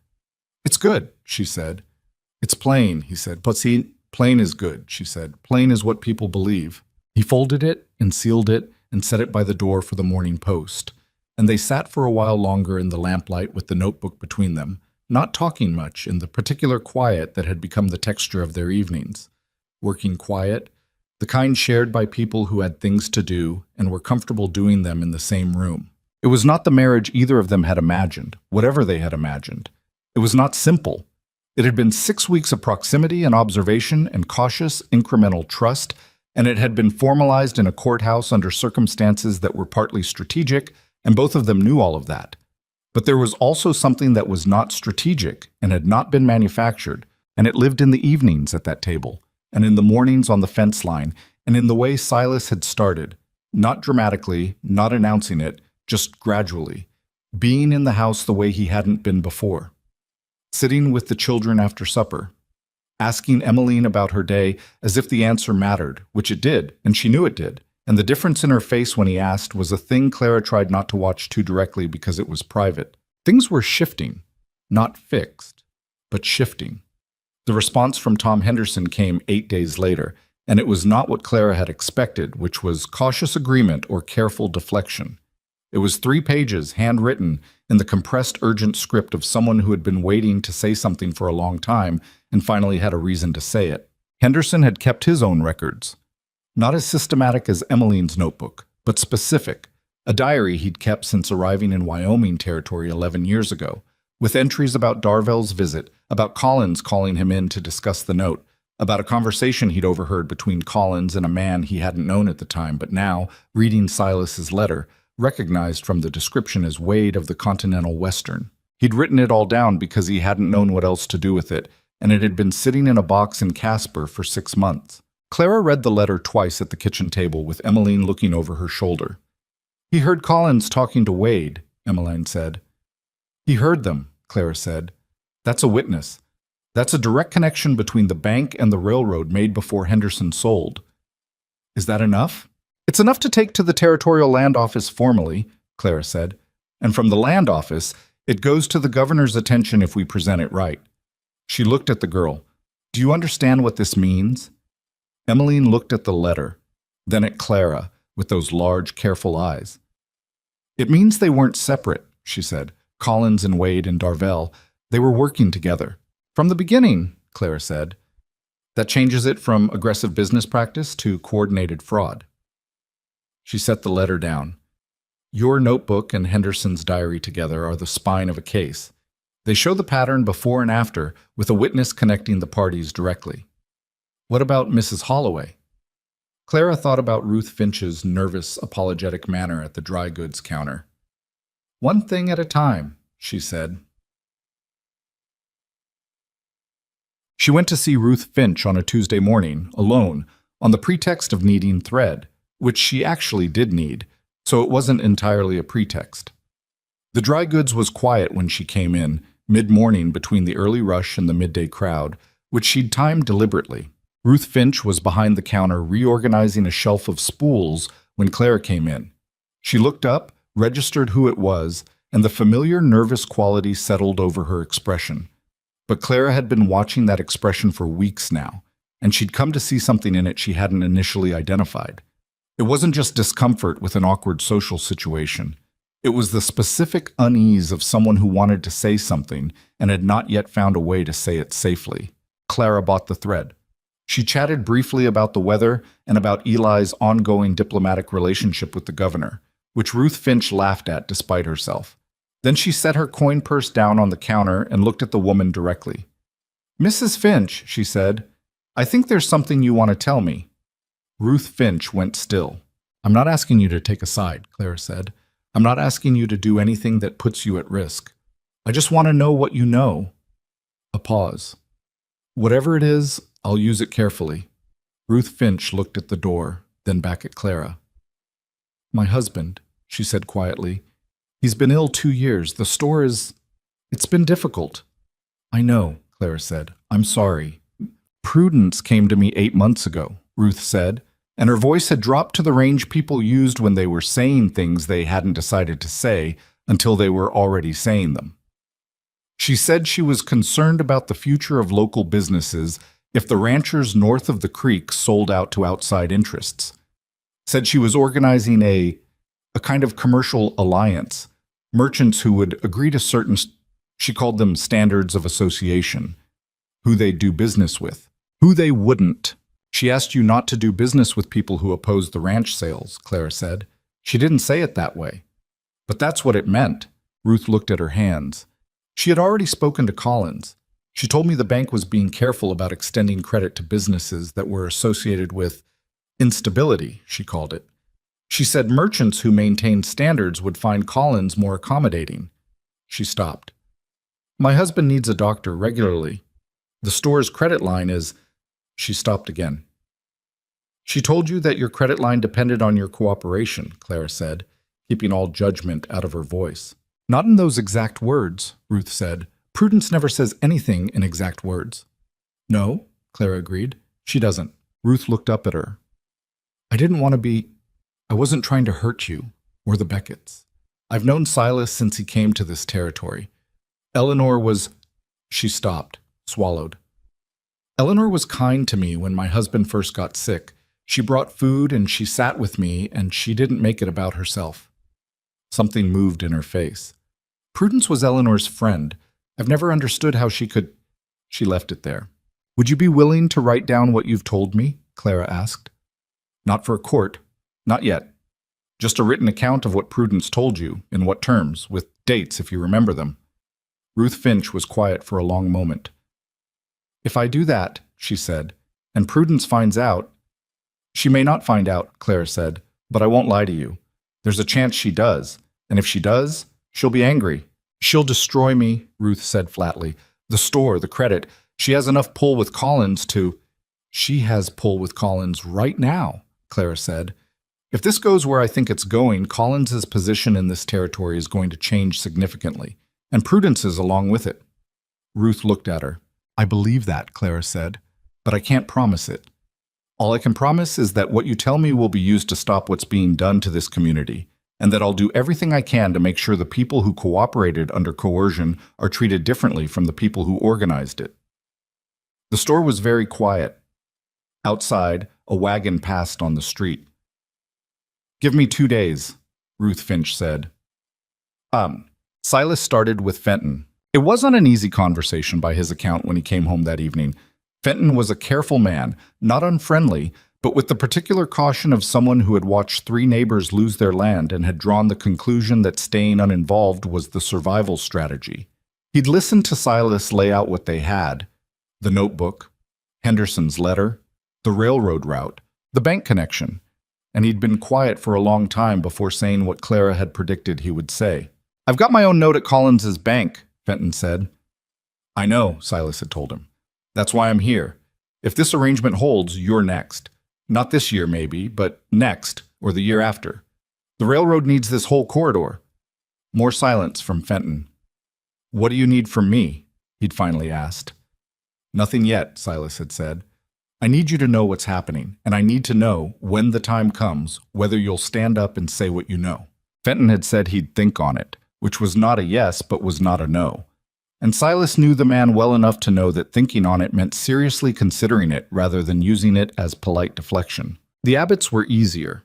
Margaret Abbott had grown up on the Wyoming range and had opinions about railroad companies that were strongly held and volubly expressed. And when Silas laid out the evidence, she'd said, with a directness that apparently left little room for further discussion, tell me what you need, and when. The Delacroix family to the west, French-Canadian settlers, 3 brothers who had built a spread over 15 years that was now one of the more productive in the county, had been approached by Darvell the prior spring, they admitted, and had declined his offer. They hadn't understood at the time that the pressure on other families was connected to the same scheme, and when Silas explained the full picture, the eldest brother, Henri, had sat down at his kitchen table and put his head in his hands for a moment before looking up with an expression that was the specific look of a man who was very angry and had decided to do something about it. The Hendersons, Henri said. Tom Henderson and I came to this territory the same year. We broke ground at the same time. He's in Casper, Silas said. He's willing to speak. Then I'm willing to speak, Henri said. One by one, over the following 2 weeks, the shape of the community that Prudence Holloway had spent years believing she controlled began to show its actual contours. Collins moved on the 15th day after the Laramie courthouse, which was faster than Clara had expected, and told her that Wade's report had reached whoever was running the operation and the timeline had been compressed. The letter from the bank arrived on a Friday morning. It was formal, legal, precisely worded. A notice of intent to review the terms of the Beckett note on the grounds of material change in circumstances, specifically citing, as Clara had anticipated, the reputational concerns attendant to the household's recent changes. Silas read it at the kitchen table without his expression changing much. Well, he said. He's moved early, Clara said. That means he's worried. Does it help us that he's worried? It means he's not moving from a position of strength, she said. He's moving because he's trying to get ahead of what we're doing, which means he knows what we're doing. She took the letter and read it again carefully. The character clause was invoked as she'd anticipated, but the specific language was slightly different from what she'd expected, more expansive, reaching for a broader definition of material change than just her presence. It also referenced, obliquely, the land office inquiry she'd filed, framing it as evidence of the household engaging in disruptive activities that created commercial uncertainty. He's using the inquiry against us, Silas said. He's trying to, she said, but the inquiry is public record. If he uses it as grounds to call the note early and we challenge it, the challenge creates a public record that the bank was retaliating against a family for filing a legitimate public inquiry. She set the letter down. He may not have thought that through. Or he thinks his judge will let it slide. Maybe, she said. But Ruth Finch's account changes the picture. If we can show that the bank was operating in concert with the railroad and with prudence before any of this started, that Collins's relationship with the Continental Western predates his decisions about the Beckett note, then his actions stop looking like legitimate banking decisions and start looking like part of the same fraud. Silas looked at her. Do we have Ruth's account? We will by Monday, Clara said. She said 2 days and it's been 4. She'll deliver. She was right. The account arrived Monday morning, brought by Ruth Finch herself, who came to the ranch kitchen door with a sealed envelope and the look of someone who had not slept well but had made a decision they intended to stand behind. Clara took the envelope and Ruth Finch stood in the doorway for a moment, and what was in her face was a specific mixture of fear and relief that came from having finally done the thing you'd been afraid to do. Is it enough? Ruth asked. Clara opened it and read it standing at the door. 3 pages, dated, with specific details about specific conversations, dates, what was said, the implicit connection Collins had made between commercial credit and cooperation with Prudence's campaign. It's enough, Clara said. Ruth let out a breath. Whatever happens, she said, I'm tired of being managed. She said it quietly, almost to herself. Then she turned and went back to her wagon without waiting for a response. Clara took everything to Laramie the following week. Silas had wanted to go with her, and she'd told him that someone needed to stay with the children and keep the ranch running, and that she was better suited to the land office conversation because she'd been building the file and knew it completely, and that she would be back in 2 days. He'd looked at her with the expression she'd come to associate with the things he wanted to say, but had decided were unnecessary, the expression that was its own kind of communication. Come back, he said. That's my intention, she said. She took the wagon to the station and the train to Laramie with a satchel containing Emmeline's notebook, Henderson's letter, Ruth Finch's account, copies of the land records, the railroad advertisement with the route map, and a carefully organized summary document she'd spent 4 evenings preparing, the kind of document that laid out each piece of evidence, connected it to the next, and arrived at a conclusion that was difficult to ignore. The Territorial Land Office was a building she'd been to once before, briefly, for the boundary filing. The clerk who received her this time was different from the one who'd processed the earlier filing, older, more senior, with the look of someone who had been in this office long enough to know the difference between a nuisance complaint and something worth paying attention to. He looked at the summary document she placed on his desk. Then he looked up at her. Mrs. Beckett, he said, I'd like to file a formal complaint of coordinated land fraud against the Continental Western Railroad, acting through its agent Darvell, in concert with Arthur Collins of the Bitter Creek Territorial Bank, and facilitated by a private party whose role in the scheme is detailed in the 3rd section of that document, she said. He looked at the document again, then he picked it up and began reading. He read for 20 minutes without speaking. Clara sat across from him and waited, which she was good at. When he set it down, he looked at her over the top of his spectacles with the particular expression of a government official who has received something that is going to create significantly more work than he had planned for and is deciding whether that work is worth doing. The witness account from the Casper resident, he said. You have the original? She took Henderson's letter from the satchel and placed it on the desk. He read it, set it down. The account from the Bitter Creek merchant regarding the bank's communications. Ruth Finch's document went on the desk. He read it, set it down. He sat back in his chair and looked at the ceiling briefly, the way people did when they were doing internal calculations they didn't want visible.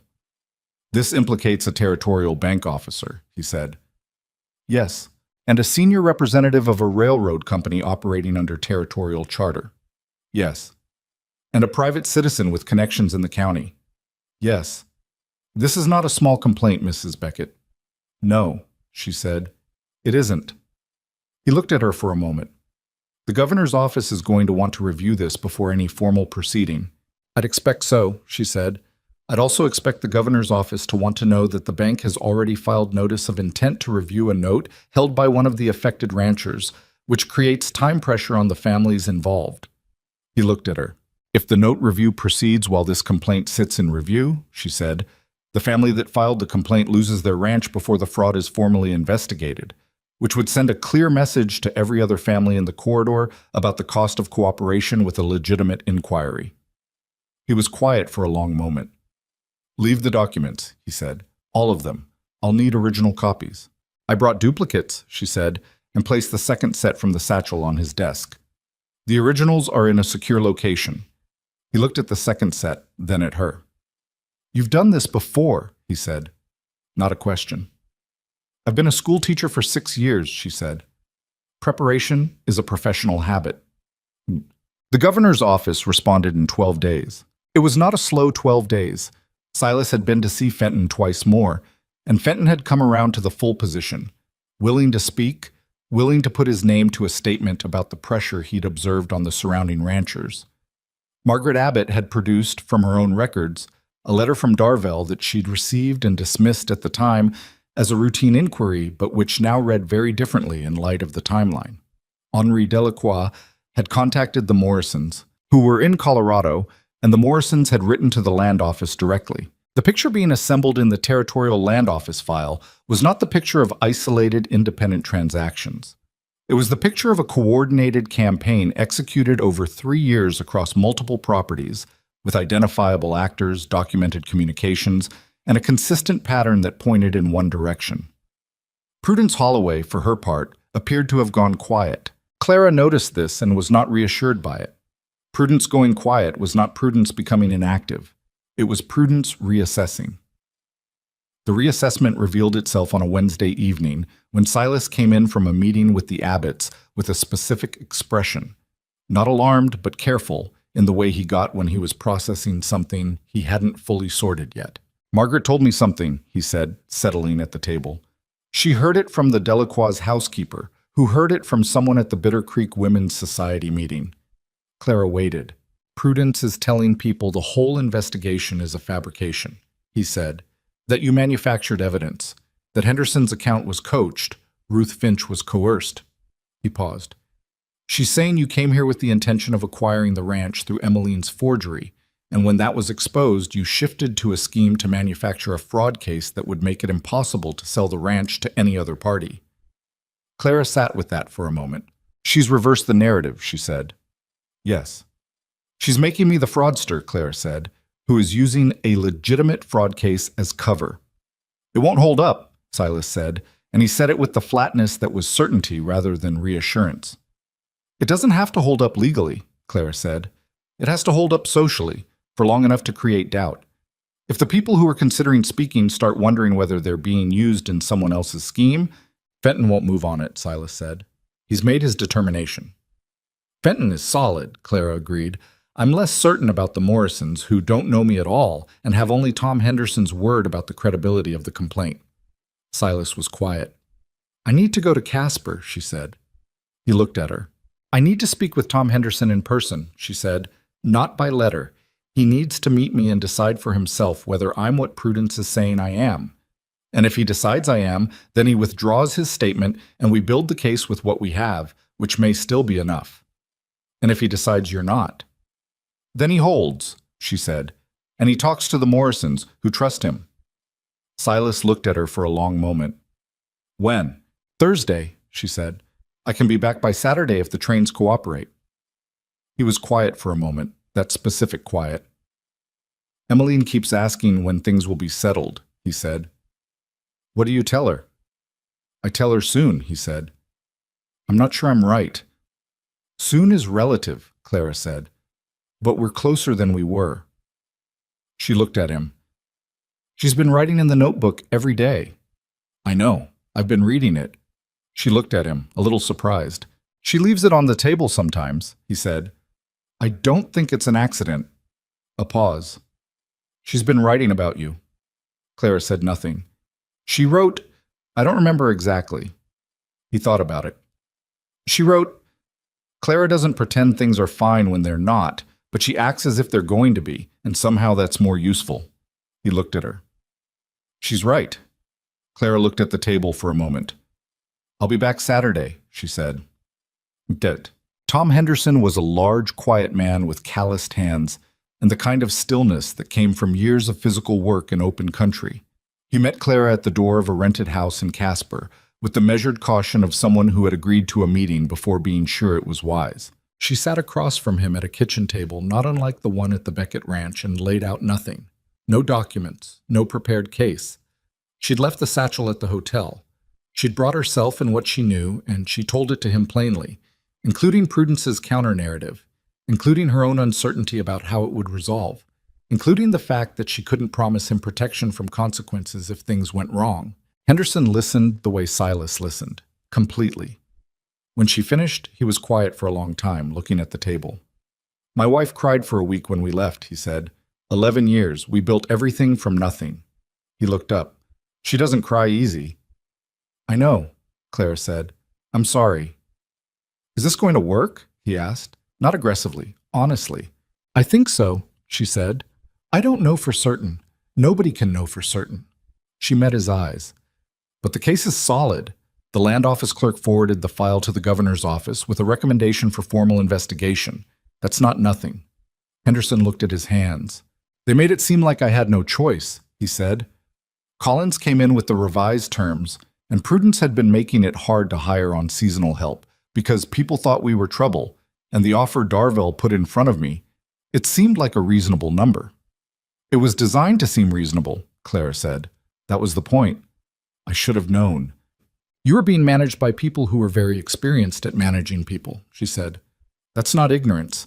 That's being targeted by someone with more resources than you." He looked at her. "The governor's investigation will determine what redress is available," she said. "I can't promise the land comes back. I can promise that what was done to you will be on public record, and the people who did it will answer for it." Henderson was quiet for a long moment. "I'll hold," he said, "and I'll talk to Morrison." She took the train back to Bitter Creek on Friday, arrived late, found the ranch dark and quiet, except for the lamp in the kitchen that Silas had left burning. She sat for a moment at the kitchen table in the silence of the sleeping house, feeling the accumulated weight of the past week settle around her, but not crushing, but present, the specific gravity of things that matter. The governor's response arrived the following Tuesday. It was formal, brief, and carried the specific language that Clara had been waiting to see. A formal inquiry under the Territorial Land Fraud Act has been initiated, and all parties named in the complaint are hereby notified of their obligation to preserve relevant records pending investigation. Collins received his copy the same day. Silas heard about it from Fenton, who heard it from someone at the bank. The specific, rapid movement of significant news through a small community, and he came in from the range that evening and set his hat on the hook, and looked at Clara with an expression that was not triumphant, because he was not a triumphant man, but that was the unguarded version of itself, the one that lived below the measured surface. "It's moving," he said. "It's moving," she agreed. "Collins can't call the note now without it looking like retaliation." "Not without making the fraud case significantly stronger," she said. "He knows that." Silas sat down across from her. "What happens next?" "The investigators come from Cheyenne," she said. "They take statements. They review the bank records and the land office files. It takes time, probably months." She looked at him. "In the meantime, the ranch is protected because any action Collins takes against it goes directly into the evidence file." "And Prudence? Her role gets examined with everything else," Claire said. "The documentation connecting her to Darvill's visits, that goes into the investigation. What comes out of it depends on what the investigators find." He looked at her. "You've been carrying most of this. You've been carrying the ranch and the children and the neighboring ranchers," she said. "We've been carrying different parts of it." "I didn't mean it as a criticism. I know you didn't." He reached across his table and put his hand over hers, briefly, the way he had an occasional habit of doing. Not dramatically, just the simple, specific gesture of a man who showed things through contact more easily than through speech. "I want you to know," he said, "that whatever happens with the investigation, Silas, let me say it." She waited. "Whatever happens," he said, this is your home. Not temporarily. Not pending outcome." He held her gaze. "I should have said it plainly sooner." She looked at him for a moment. "You're saying it now," she said. "Yes." Outside, the late-day wind had settled into the evening kind, low and steady off the range. And the house was holding its warmth the way it did now, with the flue properly cleared and the routine of a functioning household behind it. Somewhere upstairs, Emmeline was writing in her notebook, because that was what she did in the evenings, and Eli was talking to himself in the particular running commentary he maintained on the events of his day, directed at no one in particular and no one specific, and entirely, perfectly himself. The investigation would take months. Prudence would fight it. Darvell would hire lawyers. Collins would produce justifications. None of it would be simple, and none of it was finished. But the notebook was in the land office file. Henderson's account was in the land office file. Ruth Finch's account was in the land office file. And the families of the North Range, the Abbotts and the Delacroix and Fenton and the Hendersons far away in Casper, had told the truth about what had been done to them, which was the kind of thing that, once said clearly and publicly and on record, could not be unsaid. Clara turned her hand under Silas's and held it, and they sat at the table in the evening quiet of a house that was neither perfect nor finished, but was, without any question, theirs. The investigators from Cheyenne arrived in Bitter Creek on the first genuinely warm day of April, which Clara later thought was either good timing or good irony, because the snow had finally pulled back from the main street and the mud was doing what Wyoming mud did in spring, committing completely to its worst qualities. And the two men who stepped off the train in their territorial government coats had the look of people who had not anticipated the specific texture of a frontier town emerging from winter. She watched them arrive from the window of the land office, where she'd been waiting since morning with her organized copy of the case file. Silas was outside with the wagon because he'd insisted on coming despite her telling him she could handle the initial meeting, and she'd stopped arguing because she'd learned, over the months since the courthouse in Laramie, that there were things he needed to be present for. Not because his presence was strategically necessary, but because standing aside while someone else fought for what was his cost him something he didn't always have words for. The lead investigator was a man named Crail, methodical, unhurried, with the specific patience of someone whose job required him to listen to a great many people's versions of events and sort the reliable from the self-serving. He shook Clara's hand across the land office desk with the neutral professionalism of a man who had decided to form no opinions before he'd reviewed the evidence, which she respected. His associate, a younger man named Pryor, took notes. The initial meeting lasted 3 hours. Clara walked Crail through the file section by section. Emmeline's notebook first, because the notebook was the timeline, the backbone of everything, and she'd found that people understood a case better when they understood its chronology before its conclusions. Then Henderson's account. Then Ruth Finch's statement. Then the land records. Then the railroad route maps. Then the summary document she'd prepared that laid the connections out in plain, sequential language that required no legal expertise to follow. Crail asked questions at each stage. Good questions, specific ones, the kind that probed for weakness rather than confirmation. She answered them directly, including the ones where the answer was, "I don't know," or "that's an inference," not a documented fact, because she'd learned a long time ago that the fastest way to undermine a solid case was to oversell it. When she finished, Crail sat back and looked at the file for a long moment. "The notebook," he said. "The girl who kept it. How old is she now?" 10, Clara said. "She'll need to testify to its authenticity," he said, "that it was kept contemporaneously, not assembled after the fact." "She'll testify," Clara said. "She's been waiting to." Crail looked at her. "You've discussed this with her?" "She asked me months ago if her notebook would matter," Clara said. "I told her it might. She's been adding to it every day since." A pause. "She understands what it is." Something shifted briefly in Crail's professional expression. Not sentiment exactly, but the specific acknowledgement of a fact that had some weight to it. "We'll need to interview each of the ranchers separately," he said, "and the bank officer, and the railroad representative." "I'd expect so," Clara said. "This will take time," he said. "Weeks, possibly more." "I know," she said. "The named parties will have legal representation," he said. "The railroad has significant resources." "I know that too," she said. Crail looked at her for a moment. "You've thought through the full picture." "I've had several months," she said, "and I used to teach children how to prepare for examinations. The principle is similar. You don't just know your own material. You anticipate what someone who disagrees with you is going to say, and you make sure your answer is better than their objection. He almost smiled. "I'll be in touch, Mrs. Beckett." She went out to where Silas was waiting with the wagon, and she told him how it had gone, and he listened and nodded and helped her up to the seat, and they rode back to the ranch in the spring mud, with the sky doing its impossible Wyoming blue overhead, and neither of them talked much because they'd learned to read each other well enough by now that the silence said what it needed to. The weeks that followed were not comfortable weeks. That was the honest version of it. Crail's investigation moved with the unhurried, systematic quality of a process that was not going to be rushed, which Clara understood and found difficult at the same time. The Continental Western Railroad retained a lawyer from Denver, a sharp, experienced man named Osgood, who arrived in Bitter Creek and immediately set about constructing the alternative narrative, the one Prudence had seeded months earlier. That the complaint was manufactured, that Henderson's account was coached, that Clara herself was the central actor in a scheme to obstruct legitimate commerce. Osgood was good at his work.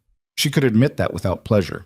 He deposed Henderson in Casper, and the account of the deposition that reached Clara through Crail's associate was that Henderson had held but had been shaken, had required 2 hours and several breaks, had been questioned about every prior statement he'd ever made about the sale of his property, had been asked whether Clara had provided him with documents to review before giving his statement, had been asked whether Silas Beckett had offered him any financial arrangement in exchange for testimony. Henderson had said no to each question, clearly and on record, but it had cost him something. Clara knew, without needing to be told, that a tired man in a rented house in Casper who had already lost his land and his 11 years' work had been pushed as hard as Osgood's considerable skill could push him, and that he'd held anyway, and that holding had not been easy.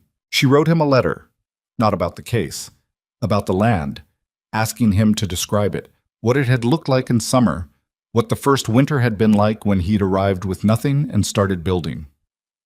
She'd gotten the idea from Emmeline, who had done the same thing in the notebook for the ranch, written not just the transactions and the visitors, but the quality of particular mornings, the way the light hit the east field in late summer, the way the cattle sounded in cold weather, the record of a place as a place, not just as a legal parcel.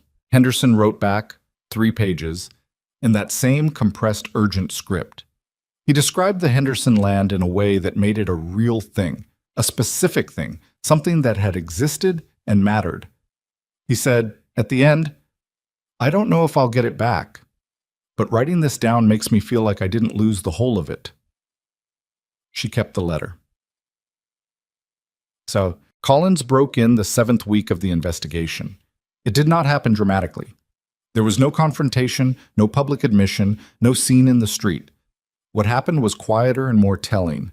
Collins's lawyer, a local man, not Osgood, Collins apparently not having merited the railroad's top resource, contacted Crail's office and indicated that his client wished to cooperate with the investigation in exchange for a discussion of terms. The news reached the ranch through Fenton, who heard it from someone at the bank, who heard it from the lawyer's secretary, and Fenton came to tell Silas in person, because he said it was the kind of news that deserved a face rather than a letter. Clara was in the kitchen when Silas came in with the specific expression that meant something significant had shifted. "Collins is talking," he said. She set down what she was doing.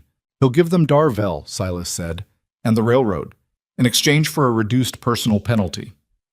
He should have thought about reduced penalties before he threatened Ruth Finch's credit line, Clara said, and then stopped herself, because she'd made a rule about not letting the anger that occasionally surfaced about this whole affair become part of how she talked about it.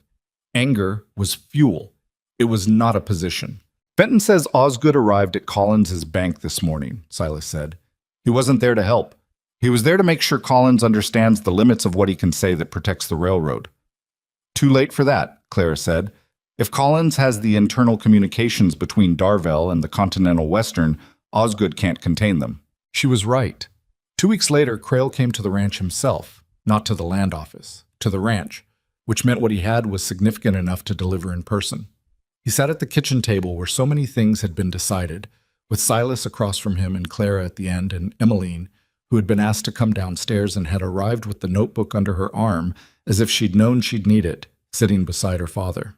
Eli was outside with the governor, which was the correct place for a 5-year-old during conversations of this nature. Crail laid it out plainly.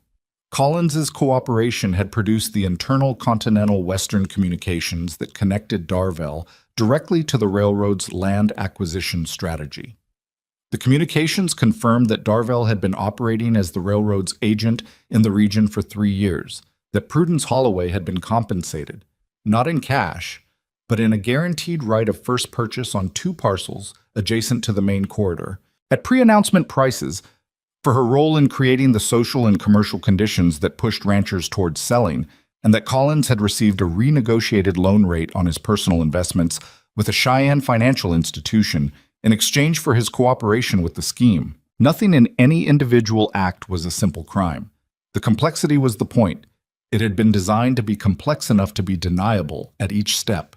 But the communications, laid end to end, described an arrangement that was exactly what the complaint had alleged: coordinated fraud, executed across multiple properties, using legitimate-looking mechanisms as cover. Darvell would face charges under the Territorial Land Fraud Act.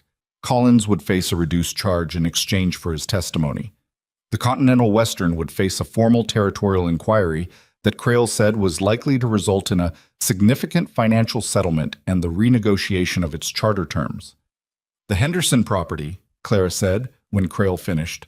There are grounds for a claim of fraudulent inducement, Crail said.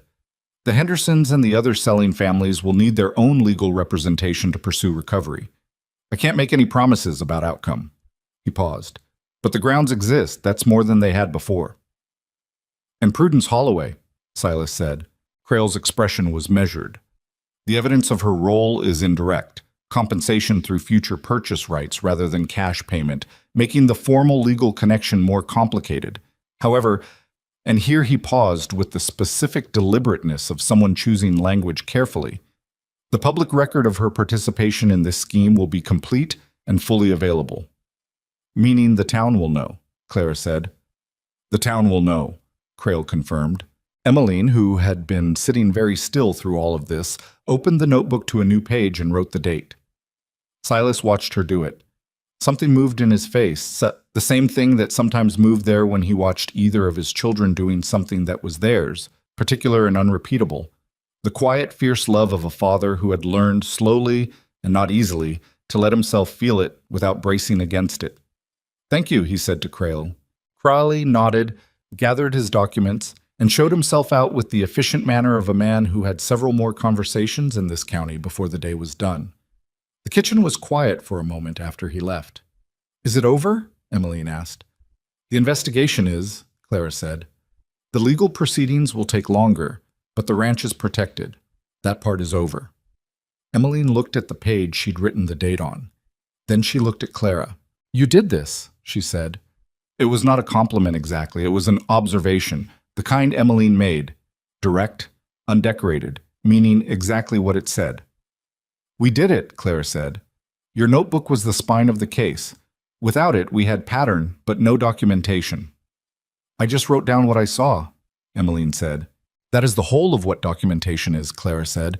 Writing down what you see, carefully and consistently, so that the truth of something doesn't depend on anyone's memory or goodwill. She held the girl's gaze. You started doing that when you were 7 years old. That matters. Emmeline looked at the notebook in her hands. Silas put his arm around his daughter's shoulders, something he'd been learning to do more naturally, the physical ease of it coming back to him the way physical ease did, not all at once but through practice, through deciding to reach rather than hold back. And she leaned into him with the matter-of-fact acceptance of a child who had decided to stop being surprised by good things. Prudence Holloway did not leave Bitter Creek. Clara had expected her to, and she'd been wrong about that, which she filed as a useful correction to her understanding of the woman. Prudence was not someone who ran from a position she'd held for 30 years. She was someone who contracted. What she lost was not her house or her money, but her authority, which had always been the actual currency. The Women's Society meeting in May was attended by 11 people instead of the usual 30. When she appeared in Hadley's General, conversations shortened. When she offered an opinion in a public space, the listening faces had a quality they hadn't had before. Not hostile, not warm, but privately withheld. People who had made a recalculation about whose judgment was worth deferring to. It was, Clara thought, a particular kind of consequence. Not legal, not dramatic, but the slow, relentless arithmetic of a community adjusting its understanding of someone. It would not be complete, and it would not be swift, and there would always be people in Bitter Creek who would still find Prudence Holloway's version of events more comfortable than the alternative. But the majority had shifted, and Prudence, who was not an unintelligent woman, understood what a shifted majority meant for the kind of influence she'd spent years building. Ruth Finch's store, for what it was worth, had its best summer season in 3 years. Clara was not entirely sure whether that was the town's way of saying something about Ruth's courage or simply economics, but she thought probably it was some of both, and she thought Eleanor Beckett would have appreciated that.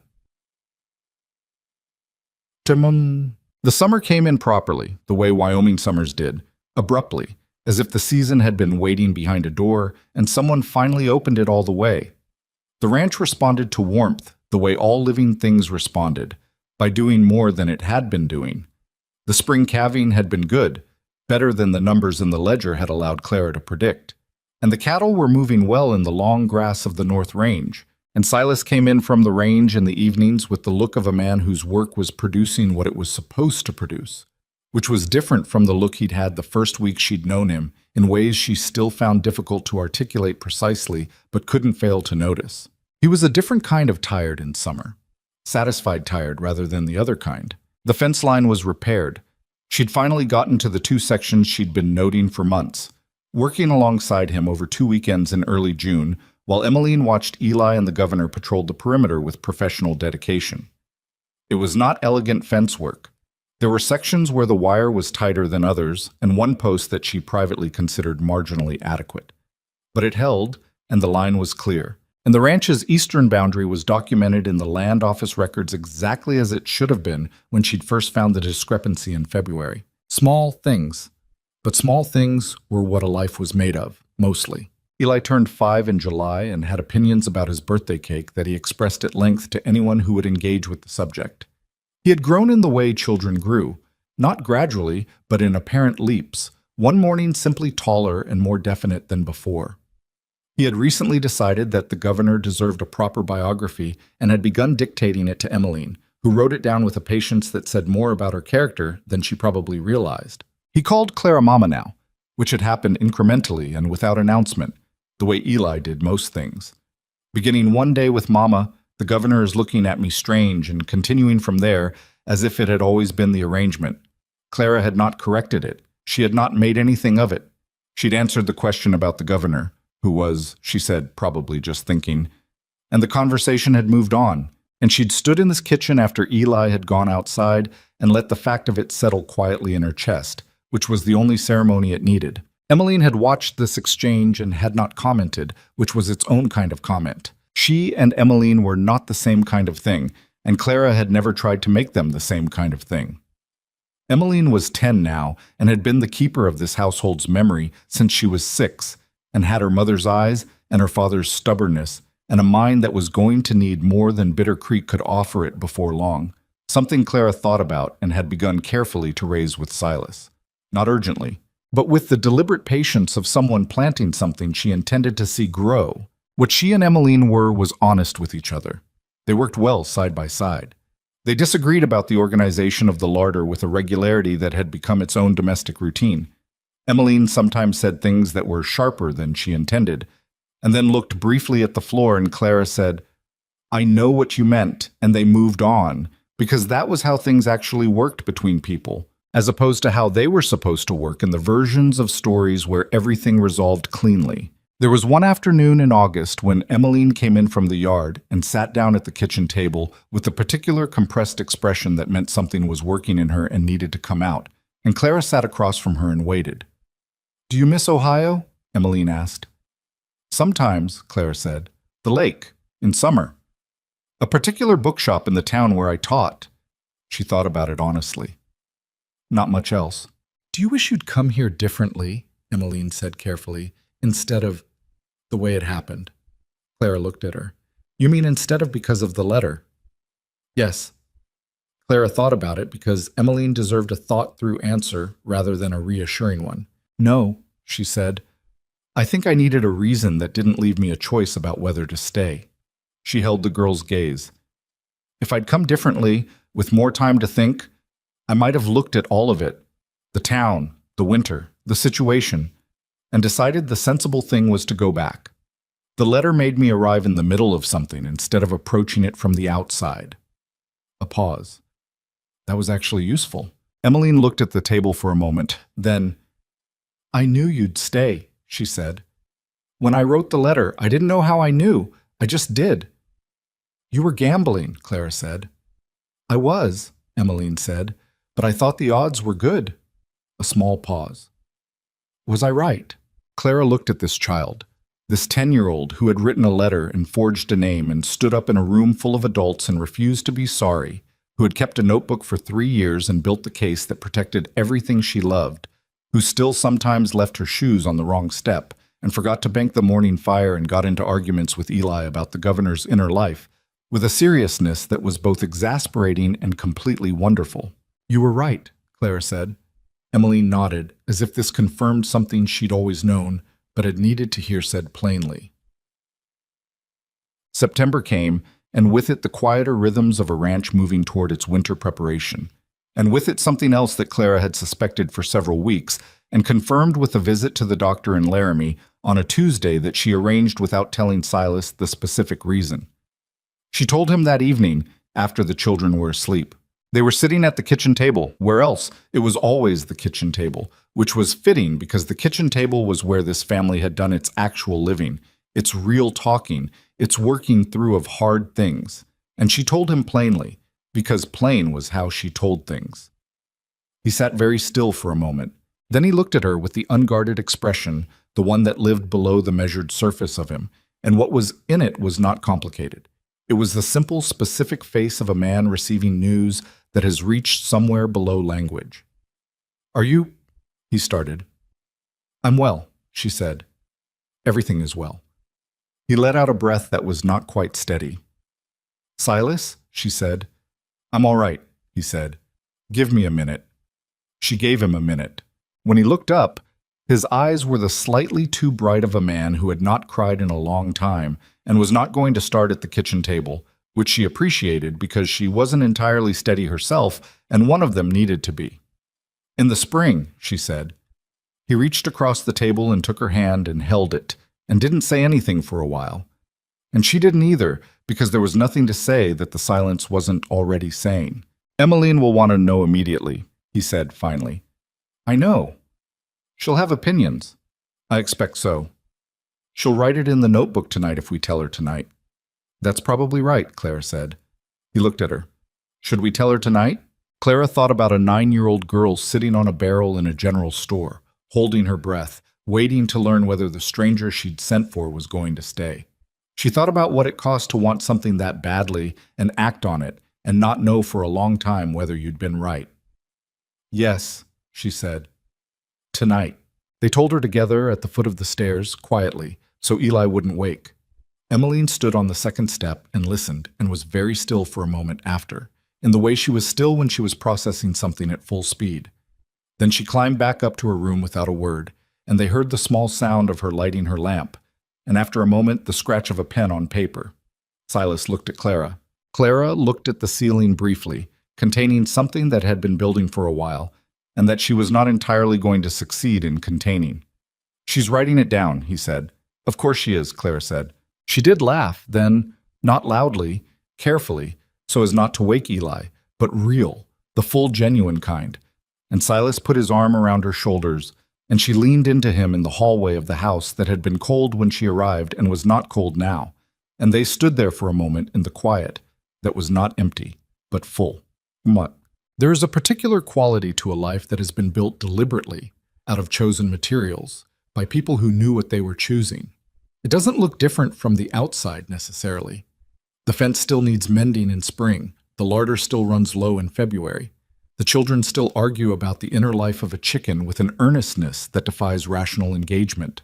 But there is something in the texture of it, in the way the table feels at supper, in the way the house holds its warmth, in the way a family moves through its ordinary days with the specific ease of people who have decided to be where they are, that is different from the alternative. Clara thought about this sometimes, in the early mornings before the household woke, standing at the kitchen window with her coffee and watching the light come up over the range. She thought about the letter in the pocket of a coat she'd worn on a train 3 weeks across a frozen country. She thought about a girl on a barrel who had not been sorry. She thought about the first morning she'd walked into a cold kitchen and cleared a flue and started a fire and decided, without quite deciding, that she was not leaving. She had not been looking for this. She had been looking for somewhere to be, which was a different thing. She'd arrived in Bitter Creek with $12.40 and a plan that had already failed and nothing much to recommend staying, and she had stayed anyway for reasons that had accumulated faster than she'd expected, out of materials she hadn't brought with her. That was the thing worth saying, she thought. Not that it had worked out. Outcomes were not lessons, and the world was full of people who had stayed and been wrong to stay, but that the staying itself had been the act of consequence, not the fighting a railroad company, not the gathering of evidence, not the courthouse in Laramie. The much smaller prior act of choosing to be present in a place that had not asked for her presence and seeing, not what it was in the worst light, but what it could be. Homes were not found. They were not stumbled into or inherited or arrived at through the logic of circumstance. They were made out of the daily accumulation of presence and attention and the willingness to show up for the ordinary, difficult, unremarkable work of being inside something rather than outside it. The people who made homes were not people with the right circumstances or the right history. They were people who had, at some point in some quiet moment, decided that this, imperfect, difficult, particular this, was worth making a home of. A forged letter had brought her here. A frightened child's act of desperate hope, written in a borrowed hand on a borrowed name. By any practical measure, it had been the wrong way to do it. It had caused humiliation and confusion and given Prudence Holloway her opening and put Clara in the most exposed possible position from the first moment. But it had also put her in the middle of something real, where there had been no comfortable position to retreat to and no angle from which the situation looked simple. And that had been, in the end, exactly the condition required. She had not been allowed to approach it from a safe distance. She'd had to be in it. The letter had been a miscalculation that had worked, which was, Clara thought, a more honest description of most things that mattered than anyone generally admitted. Spring came back around as it did. The baby arrived in April, a girl, smaller than expected and considerably louder than anticipated, with Silas's coloring and a disposition that announced itself clearly within the first hour and showed no signs of moderating. Emmeline held her with the careful, serious attention she brought to things that required both competence and gentleness, and looked at her for a long moment before looking up at Clara. "She looks like she's going to have opinions," Emmeline said. "That runs in this family," Clara said.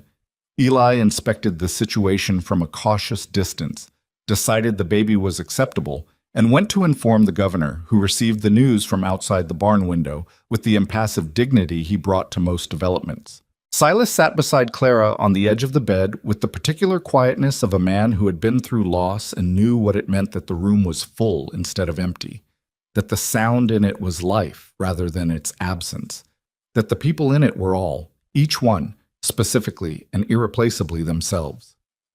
He didn't say anything for a while, then, "What do you want to name her?" Clara looked at the baby, who had stopped announcing herself and was looking at the ceiling with the focused, unfocused attention of someone encountering existence for the first time and finding it adequately interesting. "Margaret," she said. It was her mother's name, and also Ruth Finch's middle name, and also simply a good name, solid, not decorative, the kind that would suit both a child and a woman. "Margaret," Silas said, trying it. "Or Maggie," Clara said. "She'll probably decide herself." He looked at the baby, then at Clara. "She will," he said, with the certainty of a man who had learned by now that the women in his household generally did. Outside, the April light was doing what it did out here, arriving wide and clear and without apology across the range. The kind of light that made everything it touched look exactly as large and real and specific as it was. The fence line held. The cattle were moving in the north field. The land that had been threatened and protected and documented and fought for was ordinary again in the best way, the way of something so thoroughly itself that it needed no special argument for its existence. In the kitchen downstairs, Emmeline was writing. The notebook was on its 4th volume now. She'd filled 3 and started the 4th in January. The same careful hand, the same dated entries, the same practice of watching and recording that Eleanor Beckett had started, and her daughter had continued without being asked, and would continue, Clara suspected, for the rest of her life. Because some things became part of a person not through instruction but through necessity, and what necessity had shaped tended to last.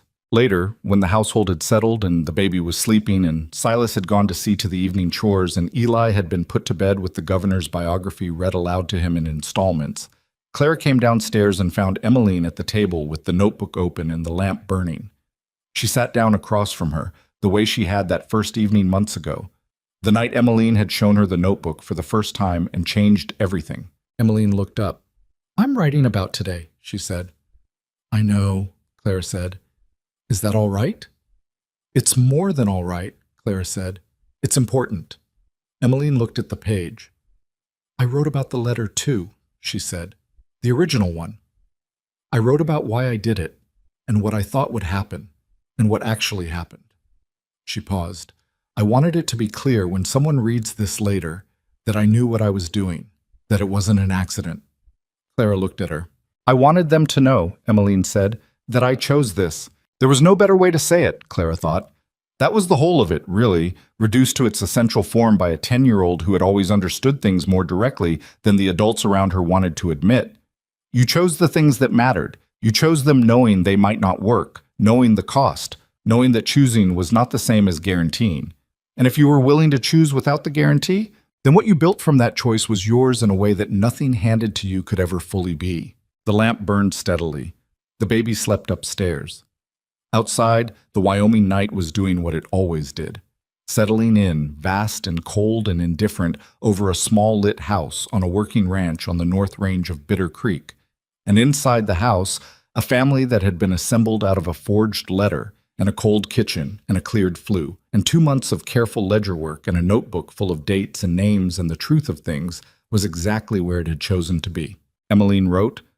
Clara sat with her coffee and watched the lamp and did not say anything else, because there was nothing left to say that hadn't already been said, or written down, or lived. That was enough. That was, in fact, exactly enough.